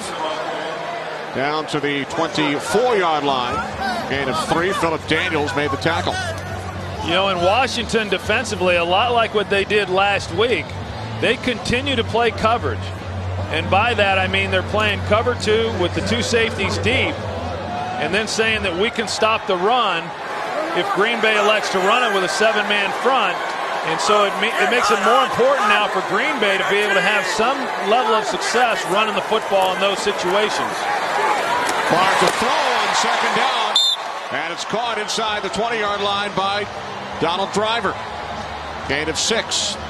So Donald Driver makes a tough catch there, and you think back to, you know, all the catches that he's made throughout his career. I just really think he's one of the most underrated players in the National Football League, definitely as a wide receiver, and probably one of the toughest wide receivers in the game as well. Not afraid to go over to the middle. Brett's not afraid to lead him into the middle, but he'll definitely go after it and absorb his body in order to catch the ball. 3 catches today for Driver, 3rd down and 1. And there he is again. First down for Donald Driver and the Packers.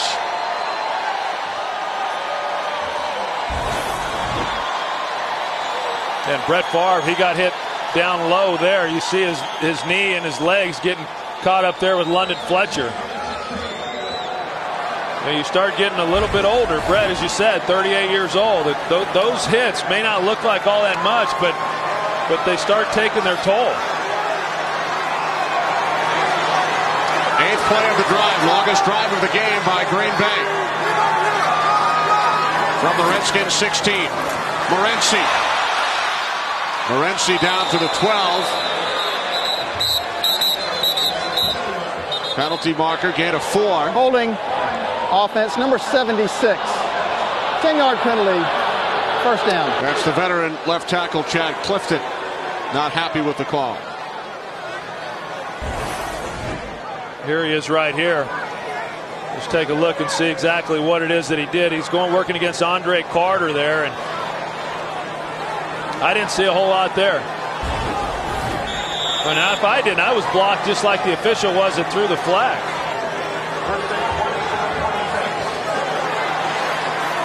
Forces the Packers back 10 yards to the 27. Morency the lone back. Driver in the slot. First down and 20.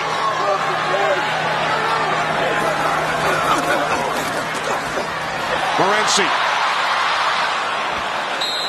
Tackled by McIntosh and Rogers at the 23-yard line. Gain of 3. Well, it was a good job there by Washington defensively. The Green Bay Packers put 3 wide receivers to one side, trying to get the defense to run off. And then maybe they can get the ball underneath and clear a zone and give them some running lane. But, you know, again, the speed of this Redskins defense at the linebacker position, they were able to collapse on that and not give up much. Now Driver split to the right. Jones split left. Jennings in the slot. 10th play of the drive for Green Bay. Favre pump fakes, now throws to the end zone to Jones. Touchdown, James Jones. Offense number 65. 10-yard penalty, second down. It's coming back. The right tackle, Mark Tauscher. The guilty Packer, so penalties just killing the Packers on this drive. Well, and we've talked about some of the youth on the interior part of the offensive line. Tauscher's right here. He's the offensive tackle there on the right side. Working against Philip Daniels, and it's right there where they got the call, because as soon as Brett Favre got up in the pocket, when he scrambles up in the pocket, the left hand right there is when he got called for the hold. Now, I mean, whether it was Chad Clifton or Mark Tauscher, I didn't see a lot there to warrant a holding penalty. 2 10-yard penalties against the veteran tackles. Now 2nd down and 27. As Favre fires, it's caught. Taken inside the 20-yard line by Donald Lee. So it will be a 3rd down and about 13. You know, I think kind of what we saw there on that play, the touchdown that got called back, is a little bit like what Brett Favre was talking about when we talked with him yesterday. You know, he says, you know, I don't really know how good we are. I don't know that we're a lot better than what we were last year even. We've just had some breaks that have gone our way where last year we didn't get them. Well, here over the last couple of weeks, this drive included, you know, they just not had some of the breaks go in their favor. Favre on 3rd and 13. Throws, it's deflected twice and then nearly picked off.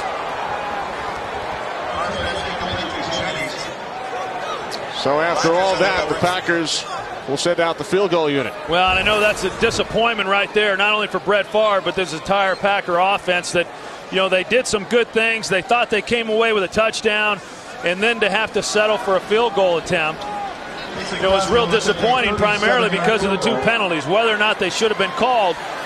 But they were called on 2 of their veteran players, the left tackle and the right tackle, Clifton and Tauscher.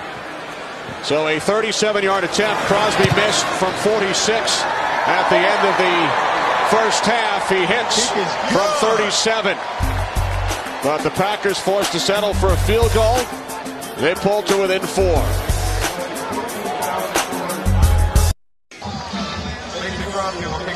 Brett Favre looking at the photos from the last Packers possession. A couple of key penalties called against their offensive line held Green Bay to a field goal. Yeah, I mean, you see right there, 11 plays. It took them 11 plays to go 33 yards. Now, granted, the penalties brought the touchdown back, but, you know, that's not real good production, obviously, when it takes that many plays to move that amount of distance. And that's why I say, you know, when talking with Brett Favre, I would think that at some point that becomes very frustrating for a quarterback, but you know, he admitted that it has not been, that he understands that that's the game that he's going to have to play and what he's going to have to do in order to give this team a chance to be successful. Short kickoff taken at the 12 by Cartwright. Cartwright breaks free. Rock Cartwright forced out of bounds by the kicker Crosby, who had slipped while kicking off. And Cartwright returns it 41 yards into Green Bay territory. Crosby, some tough footing, and a big return by Cartwright.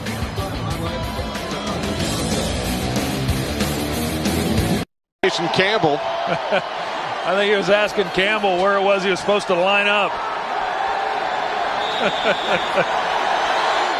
That doesn't give the quarterback a lot of confidence if this is a pass play. Where do I go? What do you want me to do? The fake toss to Portis. Campbell over the top. Guess what? Maybe Yoder was asking for the football. It was all a ploy. So Yoder makes the catch, and we check in with Kurt Menefee.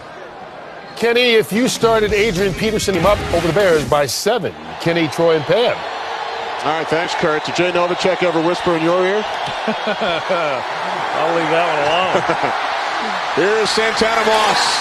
Moss lost the football. It's picked up by Woodson.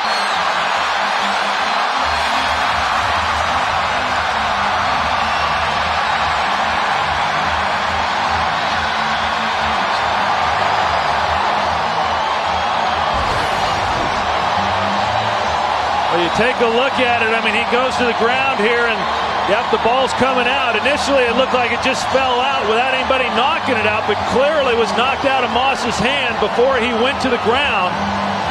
And then once Charles Woodson got it, nobody was going to catch him. Corey Williams with the strip. Charles Woodson with the return. And the Packers are back on top. Mason Crosby the extra point. 4th career touchdown for Charles Woodson. Officially 57 yards. Well, again, you're going to see it there. Corey Williams just does a nice job as he reaches back to try to help on the tackle. He gets his hand on the ball and then knocks it out. Just not real good ball security there by Santana Moss. And then Charles Woodson just in a great spot to get it. I mean, the only guy who had a chance to keep Woodson from getting into the end zone there was Jason Campbell, but it wasn't even really a contest. You know, you look at the Washington Redskins and why it is that they've been successful this year. One of the reasons why they've been so good is that they've done a great job of protecting the football.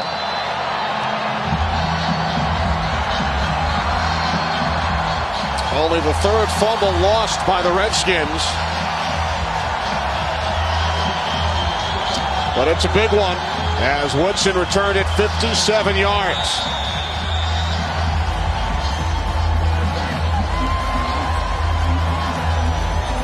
Yeah, I mean, even though it was only their third lost fumble, they have put the ball on the ground a lot.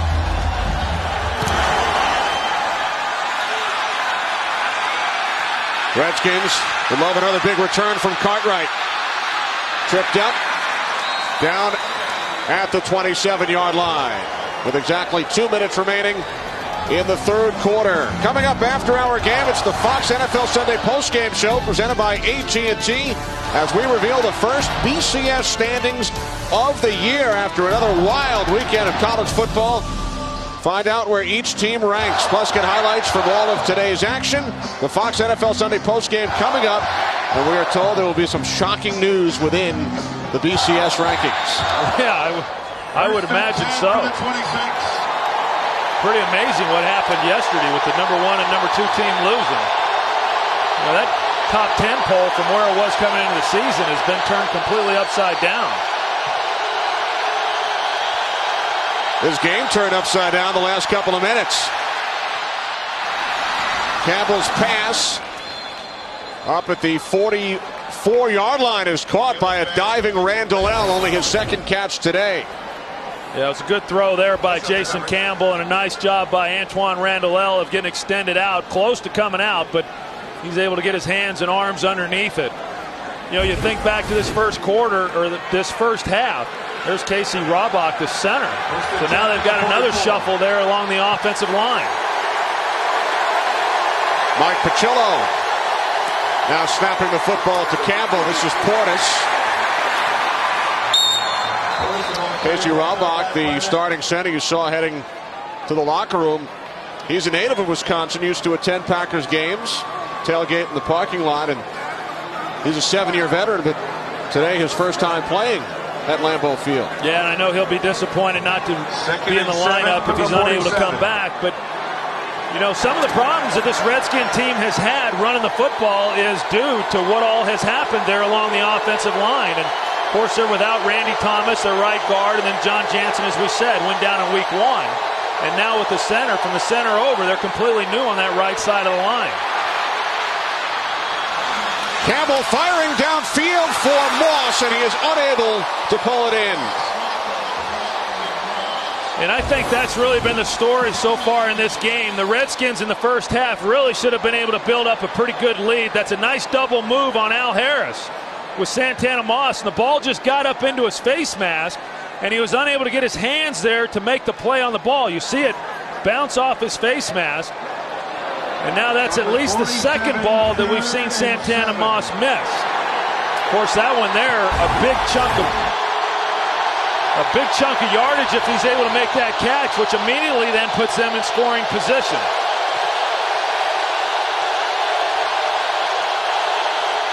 Redskins have to get to the Packers 46. Campbell over the middle, intended for Yoder. And the Redskins forced to punt. Yeah, and Jason Campbell, I think, has been doing a good job in recent weeks of getting the ball out of his hands. But you're going to see Yoder down the middle, and watch how long he's open before Campbell finally turns it loose. He just didn't anticipate that one very well, and then you've got Atari Bigby in the backfield just waiting on it, and he knocks it loose. No whisper in the ear from Yoder that time. Vermont Williams at the 10-yard line. Terrific coverage. James Thrash and Rock Cartwright downfield on special teams. 42-yard punt, nothing on the return. Campbell looks like he might have got banged up a little bit there on that last play. He went to the ground. But I think he's thrown the ball pretty well. You know, when you look back and you say, okay, what do his numbers look like? It's going to be misleading because, as I've said, there's been a number of drop balls that have hurt him, but more importantly, they've hurt the team because they would have kept drives alive. And then none more important than that last throw to Santana Moss. We'll look at the Packers offensive leaders. 24 seconds remaining, third quarter. Packers with a 3-point lead. Starting from their own 10. Deshaun Wynn. Not much. London Fletcher makes the tackle for the Redskins as time winds down and the teams will switch ends. We head to the fourth quarter. The Redskins led at the half 14-7. Packers with 10 third quarter points. The last 7 coming on this. Corey Williams strips Santana Moss, who dropped one later on.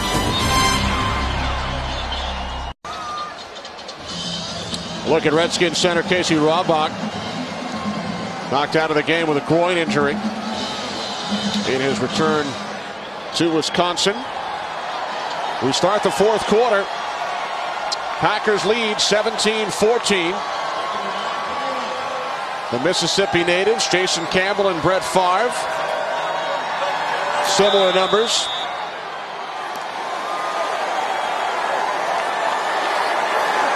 Favre and the Packers, second down and 9 from their own 11. 3 wide receivers. Deshaun Wynn, the lone back.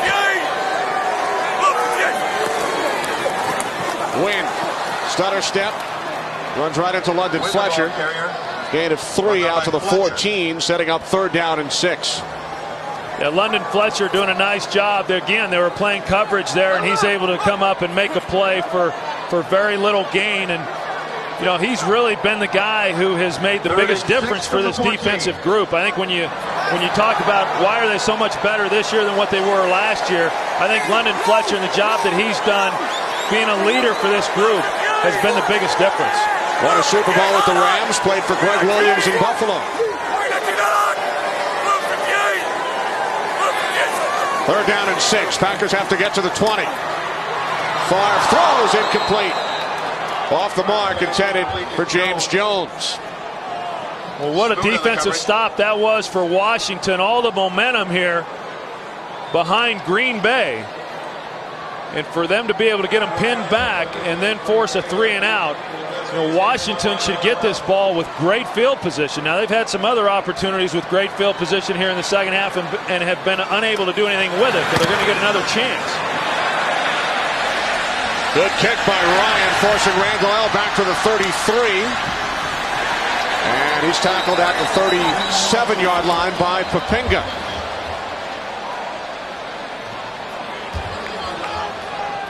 There is a flag. During the return, illegal block in the back. Receiving team, number 50. 10-yard penalty. First down. Timeout. That's on Corey Campbell. It forces the Redskins back 10 yards. Troy, and spending time with you this weekend here in Green Bay. I know you are a huge fan of the pumpkin pecan frozen custard. Well, those that know me, I'm pretty much a fan of anything as long as it's ice cream or custard. And unfortunately, I didn't get the chance to stop by Culver's there, but the great Mike Stevepak was kind enough to bring some of that pumpkin pecan custard to my room, so I ate plenty. We could arrange a trip back to Green Bay if you'd like. Redskins start from their own 27. Portis. Gain of just 1. I know our producer Richie Zions, director Artie Kempner, both took some doggy bags home, bringing the frozen custard back home to the East Coast. Well, you know what? I'll get away from the custard, but I will tell you this, that, you know, every announcer that comes here to Green Bay talks about it, and this is a really great place to come to a game, and they treat us very well. I mean, believe me, they're not putting my name on the sign out front of any ice cream stores anywhere else in the country other than maybe Dallas. Portis. They don't do that for you at Philadelphia? They do a lot of things for me in Philadelphia, but that's not one of them. For you or to you? Oh. Well, I'll tell you what, this is a big drive right here for Washington. And, you know, when you think about what has happened here in the second half and the opportunities that they've had, not being able to do anything with it, third down here becomes very important.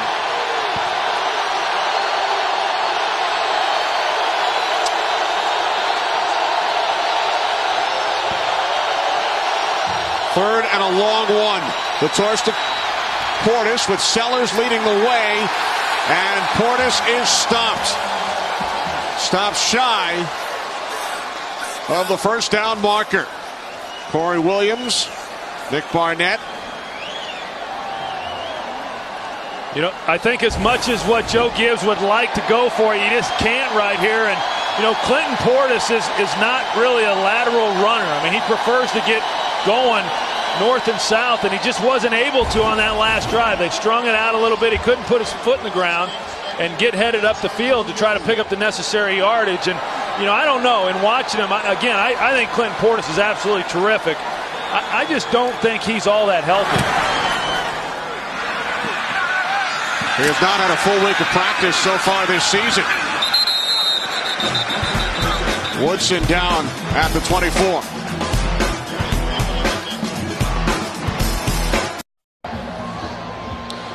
It's Brett Favre's 16th season here in Green Bay. And Troy, you asked him yesterday, what do you do? What do you do in Green Bay? And said, I wish I had asked. 20 minutes later. And he told us there's no better place to play. Not many distractions. It reminds him a lot of his off-season home in Hattiesburg, Mississippi. Favre and the Packers start from their own 24-yard line, leading by 3.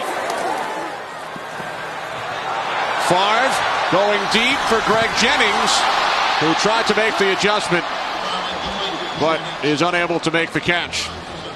2nd and 10 coming up. Game 3 of the American League Championship Series tomorrow night on Fox. Series tied at 1. Boston Red Sox, Cleveland Indians, following the 7-run 11th inning by the Indians last night.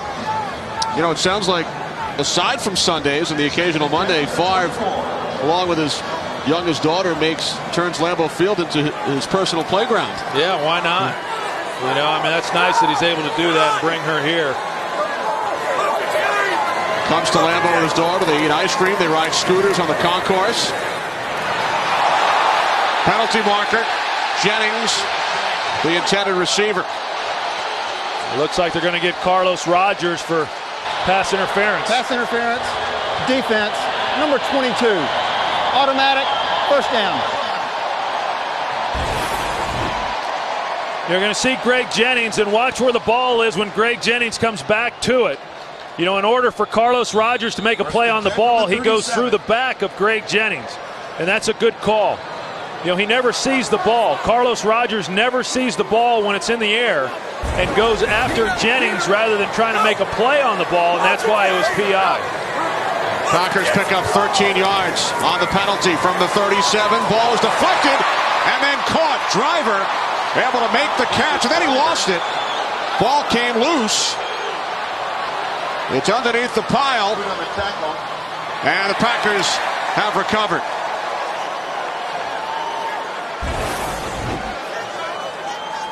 Here's Driver going to the ground, and, you know, he was on the ground anyway. I think even if Washington had recovered that, I think that they would have ruled that Donald Driver was down and that they would have maintained possession. And you don't want to be at the bottom of one of those piles. 2nd and 2 from the 45.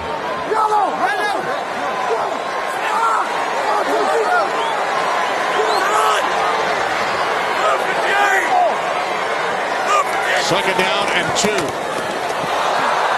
Batted back towards Favre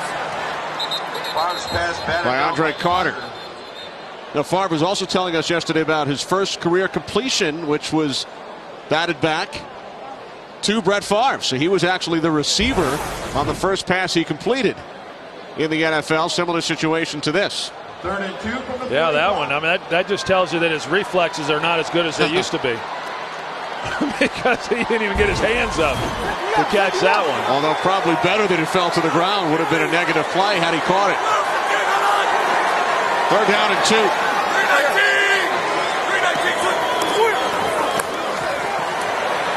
Again going deep for Jennings. Another flag.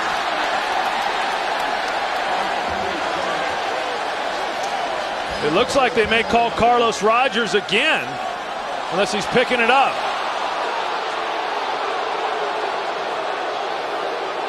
I don't know if he's picking it up because of how the play resulted, but initially it looked like he was calling Carlos Rogers. There's no foul for defensive pass interference. Everybody was playing the ball. 4th down. You're going to see Carlos Rogers. He's going to be leaning on Greg Jennings when the ball's in the air. Right here is when he gets the arm bar and starts leaning on him. The flag came out then. The key is that Rogers turned his head and looked up towards the football. Yeah, I think it was a good no call. You know, I didn't see anything there to initiate the flag in the first place, and a good job of picking it up. Fair catch called for by Randall L. at the 12-yard line. 43-yard punt, early 4th quarter. Packers lead by 3. The Redskins with a depleted offensive line similar to the Packers. Mike Pacillo remains in at center for Casey Raubach, who tweaked his groin. Todd Wade injured a groin in the first half, so the rookie Stefan Heyer remains in at right tackle. Redskins trailing by 3. From the 13, the toss to Portis. Stutter step. Look to cut around Jenkins. He lost the football. And the Packers have recovered. A.J. Hawk comes up with it. I tell you, Clinton Portis gets the ball, and there's just nowhere for him to run. I mean, there were 4 Green Bay Packers out there just waiting on him.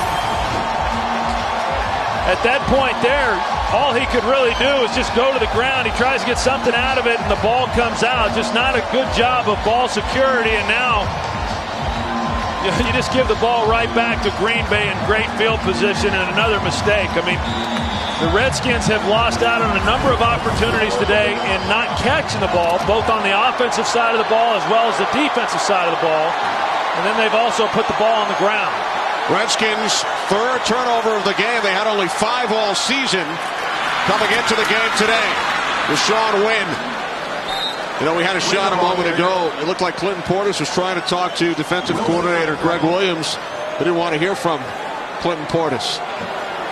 Well, I just, in watching Clinton Portis, not just right there, but in previous possessions, you know, he's a frustrated guy, and as well he should be. I mean, a lot of things happening there in the offensive line, but no matter how frustrated he is, there's no excuse for putting the ball on the ground as he just did. 2nd and goal from the Redskins 8. Favre looking end zone. He throws, corner of the end zone. Bubba Franks came down out of bounds. You know, they tried going to the corner route to Bubba Franks, and Fred Smoot's able to get back, but, you know, that could have very easily have been called a force out. It's not reviewable, but Fred Smoot, he never even makes a play on the ball. I mean, we've seen Carlos Rogers and now Fred Smoot, who never gets turned around to locate where the football is. And I don't care. I mean, you can't play good defensive coverage in this league if you're constantly playing receivers as opposed to playing the football. I mean, Fred Smoot is a corner in this league who has started a lot of games in this league. He's now the nickel corner for Washington. And you're talking about going up against a tight end. He should have been able to make a better play on that than what he did. Timeout called by the Packers. 10 minutes to go.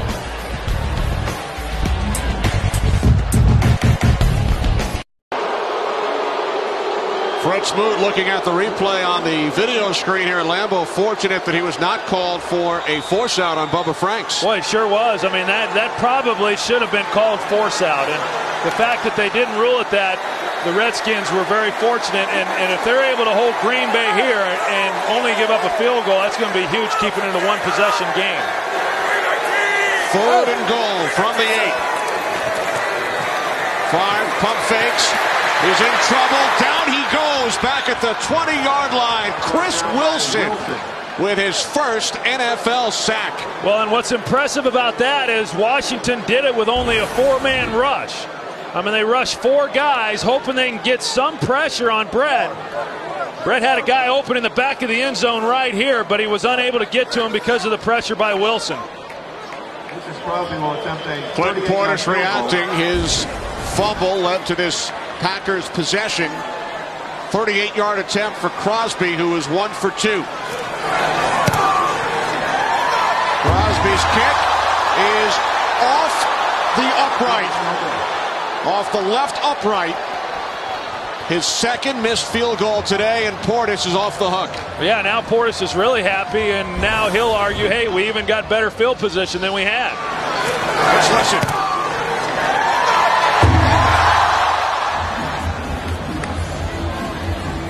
So the rookie Mason Crosby, who had missed only 1 coming into this game, is just 1 for 3 today.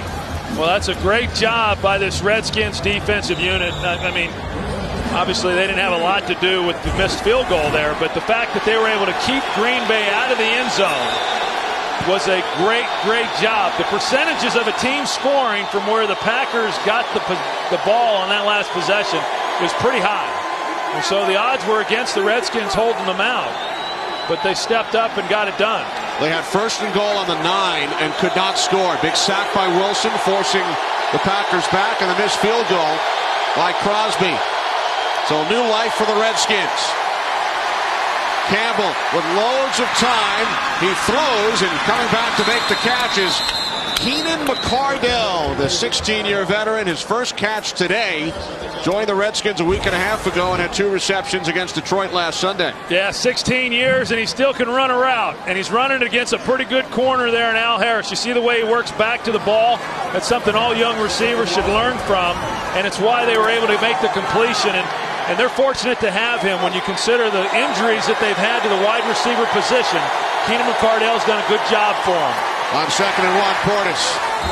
Portis picks up the first.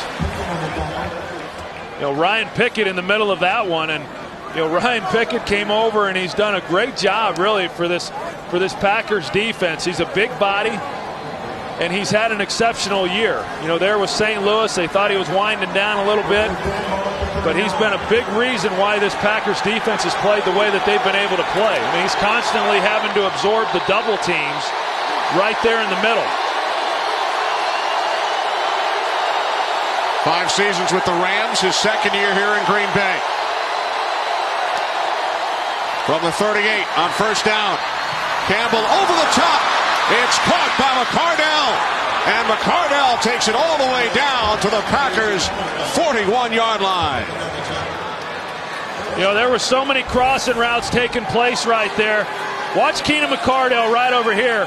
He's the one who gets it, but I don't know that he thought that he was going to be getting the ball. He thought it was going to the other crosser, but he was aware and able to make the catch. You see all 3 of them go there on the slant route, and then Brandon Lloyd underneath. And I think they're going to have to rely on Jason Campbell if they're going to move the football.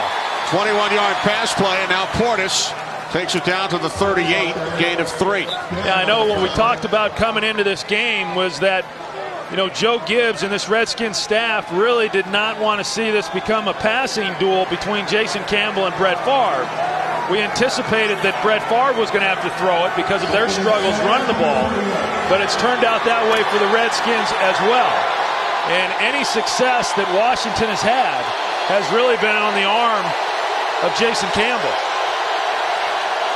2nd down and 7. We approach 7 minutes remaining in Green Bay. Campbell going deep, a diving attempt by Lloyd, incomplete. You know, there was a ball that Campbell could have probably put a little bit more air on. He's not a deep ball thrower that does that, though. He tends to throw a flatter ball. Lloyd does a great job of laying out, but a ball that he could have caught. Would have been a good catch. I mean, would have been a great catch, but a ball that he could have brought in. And that's, again, is just another opportunity that the Redskins have just failed to be able to capitalize on. Randall and Thrash have checked in. We have not seen Moss on this drive. He has had his problems today, coming off the groin injury as well. And now Campbell calls timeout. Yeah, the Packers were showing pressure. They brought Atari Bigby up, the safety, and Campbell didn't like the look. First timeout called by the Redskins. This half. The Redskins here, Joe Gibbs and Al Saunders, they have to make a decision as to whether or not they're in 4-down territory or not. And it's 3rd and 7. But if as a coach you're going to say, hey, if we get it anywhere to within 4th and 2, 4th and 3, we're going to go for it because of where we're at on the field, then I think that's going to determine then what they're going to do on 3rd down.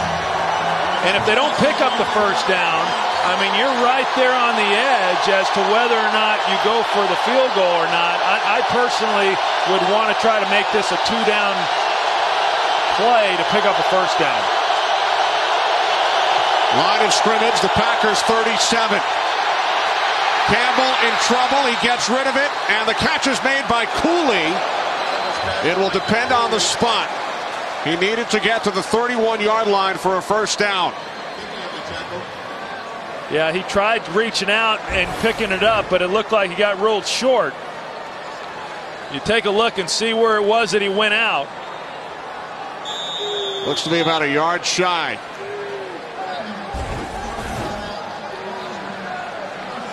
Yeah, I tell you, these timeouts that they're burning in order to make some of these decisions, these may come back to haunt them. I mean, there's still over 6.5 minutes left in this ball game, and the way that it's coming down, those timeouts are going to be crucial once you get into the last 2 minutes. You saw Bubba Franks carted off, injured his knee moments ago. I just think that last timeout that they used before the 3rd down, I think that was the time to discuss, okay, the different scenarios. Maybe you don't discuss those with Jason Campbell, but I think as a staff you do, and that keeps you then from having to burn another timeout right after the 3rd down play. Instead, the Redskins do burn another timeout. They have only 1 remaining. It's 4th. At about a yard and a half. And you know, in this situation last week against Chicago, the Bears ran play action and got the big play to the tight end.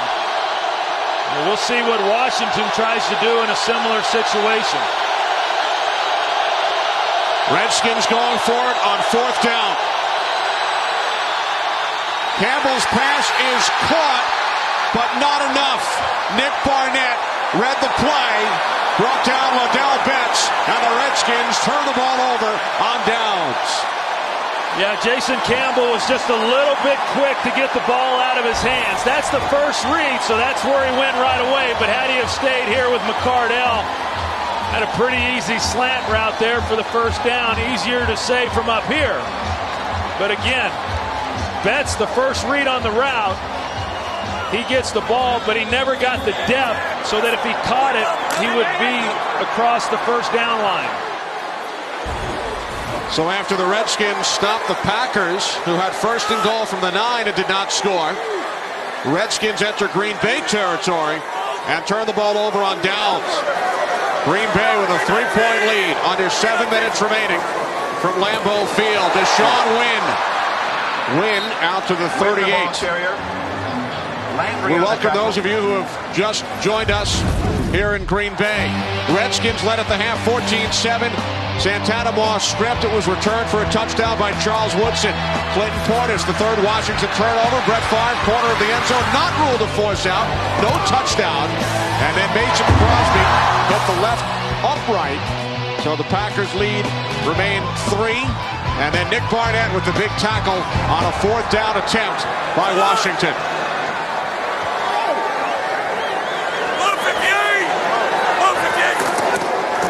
Second down and 5. Deshaun Wynn cuts to the inside and has a 1st down. So the Packers move the chains, and we check in with Kurt Menefee. All right, guys, you've seen, is the Rookie of the Year race over already, Kenny? Wow. I think it was over in the preseason. We had a chance to do one of their games, and I tell you what, if he can stay healthy, something that he was unable to do a lot of there in college, he's going to be a real superstar. A game the Packers are keeping a close eye on. Vernon Morency out to the 46-yard line. Gain of 2. Green Bay at 4-1. First place in the NFC North. Cleveland Indians gets underway at 7 Eastern. Tomorrow night, Joe Buck and Tim McCarver with the call on Fox. Kenny Albert, Troy Aikman, Pam Oliver here in Green Bay. Packers over the Redskins, 17-14. Second down and 8. Favre going deep for Greg Jennings. It is intercepted by Sean Taylor, his second pick today. He also dropped 4 others. The lateral to Rocky McIntosh. So the Redskins force a second Packer turnover, and Washington gets the ball back, trailing by 3 with 4:14 remaining. You know, I want to take a closer look at this because the way Greg Jennings ran the route and the way that Brett reacted, you know, Jennings ran a go right from the beginning. No double move, nothing. Just a go right off the ball, as you just saw. Brett Favre, on the other hand, acted as if he was going to turn a slant route loose. Brett did not throw it, obviously, but then when he saw Jennings going down the field, he tried to fit it in there, and he was just then late on the throw. And Taylor, again, shows his range by being able to get there because it didn't look like there was a place for a defender to get.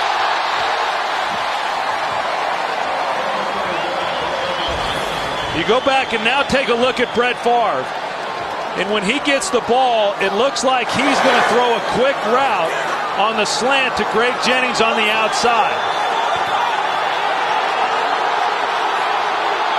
You know, now looking at it from that standpoint with Brett, it looked like it was that route all along. Brett just hung it up a little bit, but when you throw the fake like that to get a corner to bite, that also draws the safety over the top, and that's why Sean Taylor was able to get a head start on defending that ball. Campbell looking to set up the screen for Clinton Portis on 2nd and 15. So a 3rd and long coming up for the Redskins. The last 7 Washington possessions, 4 punts, 2 turnovers, and they also gave the ball back to Green Bay on downs. A look at Packers defensive coordinator Bob Sanders. 3rd down and 19. Redskins have to get to the 39 for a first down. Campbell in trouble. Down he goes. Aaron Campman with the sack of Jason Campbell.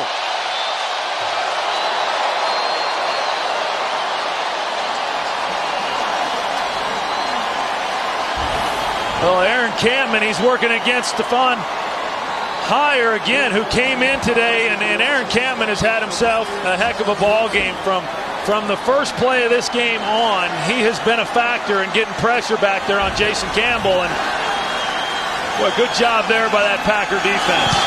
So a missed opportunity for the Redskins after the interception of Favre.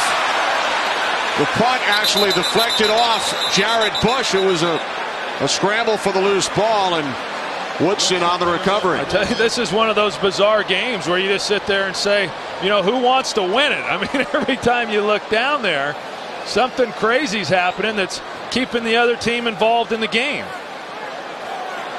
You know, those timeouts that the Washington Redskins now burned, those are going to become critical here as we move into this possession for Green Bay.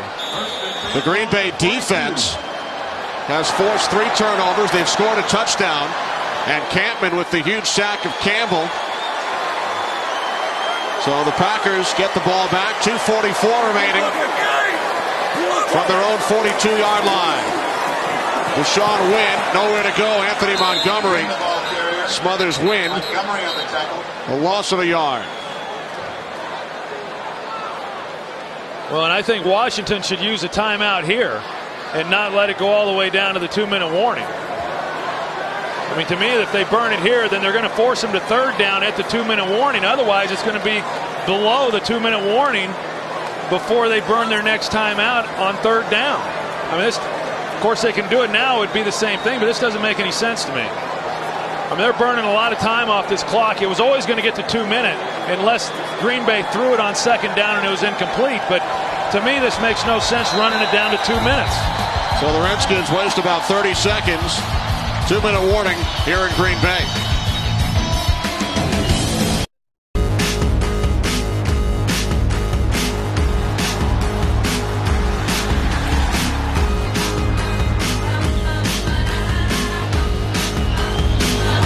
Back in Green Bay, our game summary. Redskins 3 turnovers.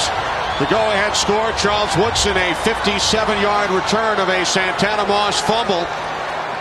Redskins wasted about 30 seconds by not calling timeout prior to the 2-minute warning. Packers keep it on the ground with Deshaun Wynn. And Wynn takes it out to the 45-yard line. And had they have called timeout, then they would have gotten the 2-minute warning. You know, there with at 2 minutes is what would have happened. But what more importantly, it would have forced Green Bay to make a decision as to whether or not they wanted to throw the football. They're on second down and try to get the first down, or run it. I think without the timeout, it made it a real easy decision for Green Bay to go ahead and run the football. A reminder coming up after the game, the Fox NFL Sunday postgame show presented by AT&T as we reveal the first BCS standings of the year. Redskins have had some problems with clock management over the last 4 seasons since the return of Joe Gibbs. And you think back to earlier in this quarter when they wasted 2 timeouts over 2 plays, one before a third down play and then again before fourth down. Yeah, and they at least wasted 9 seconds. I mean, there should be at least 2 minutes on the clock right here.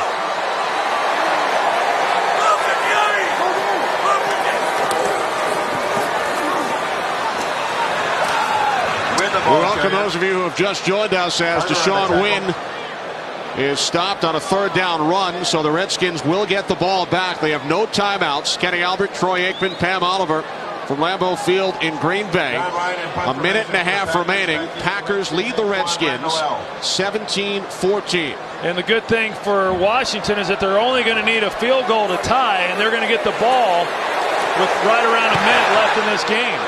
Remember, the Packers have missed 2 field goals today, so their lead is only 3. Redskins will start from their own 20 following the punt of 55 yards, a net of only 35. So Brett Favre can only watch from the sidelines as Jason Campbell and the Redskins will try and march downfield and at least kick a field goal. Yeah, I don't understand what happened, and you saw Brett Favre shaking his head. I mean, this has not been well-executed football on either side. You know, that ball should not have been snapped until there was about a minute and 3 left in the game. And so they rushed the snap, and now with the 9 seconds that Washington gave up, they just got back from Green Bay because of the early snap on the punt. 4 wide receivers on the field for Washington. Campbell in trouble, wrapped up by Kabir Bajabia-Miller. Got rid of it. Pressure from KGB. And the Redskins now facing a 2nd and 10. Clock stops with 1:08 remaining. Well, here over the last several throws, Jason Campbell has been under enormous pressure. And, you know, Kabir Bajabia-Miller just goes right through Chris Samuels. And he tries getting away from him, but just nowhere to go with the football underneath. But a good job by Jason Campbell. The one thing he cannot do with no timeouts here is take a sack. Santana Moss not on the field. He's dropped a couple of balls. Aaron Campman, his 2nd sack of this 4th quarter. Well, there's pressure on both sides, and now Washington has another offensive lineman. This time it's Stephon Heyer. They don't have any backups on the offensive line. Well, the only thing that they can do is that we were told that defensive lineman who's active, Lorenzo Alexander, is also their emergency offensive lineman, so he would be the guy who would come in. You'll take a look at it. It's right here. 43 seconds. Now they will run 10 seconds off the clock, Troy, because the Redskins do not have any timeouts left. That's right. So they run the clock down from 53 to 43. due to the injury and the fact that the Redskins do not have a timeout.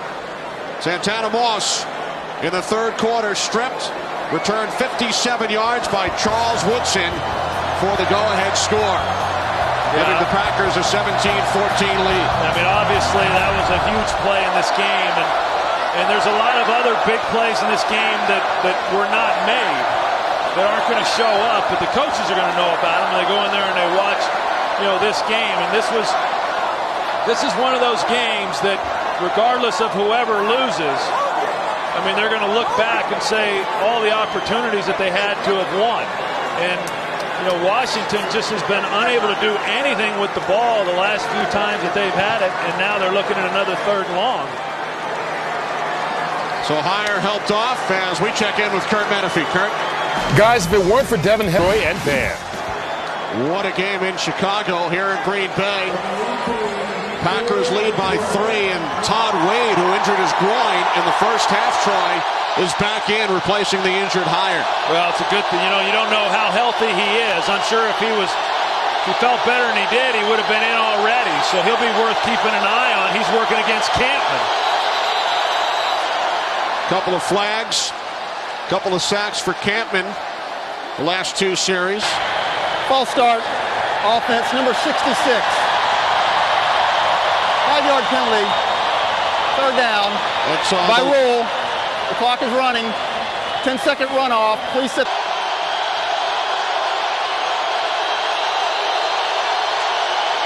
Third down and 17.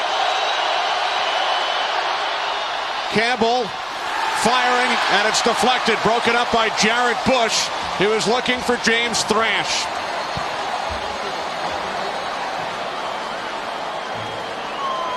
The only chance he had, Keenan McCardell was underneath, but because of the design of that route, the quarterback's really got to turn it loose pretty early.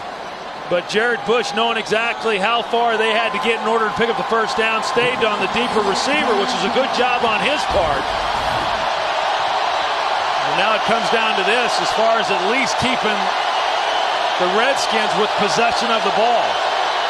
Redskins have to get to the 30 to get another play. They do not have any timeouts remaining. Campbell rolling to his right. He dumps it off to Betts.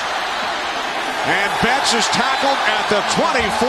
Not enough for a first down.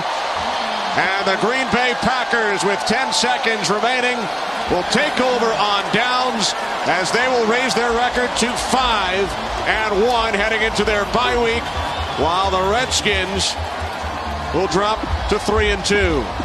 What's interesting about this game, Kenny, is coming into it, I really felt that by the time the game ended, we would have a much better feel for the Washington Redskins and the Green Bay Packers as far as where they are and where they stack up against the other teams in this league. I got to tell you, I don't have any better feel now than I did when we came into this game. I don't know that Green Bay does either.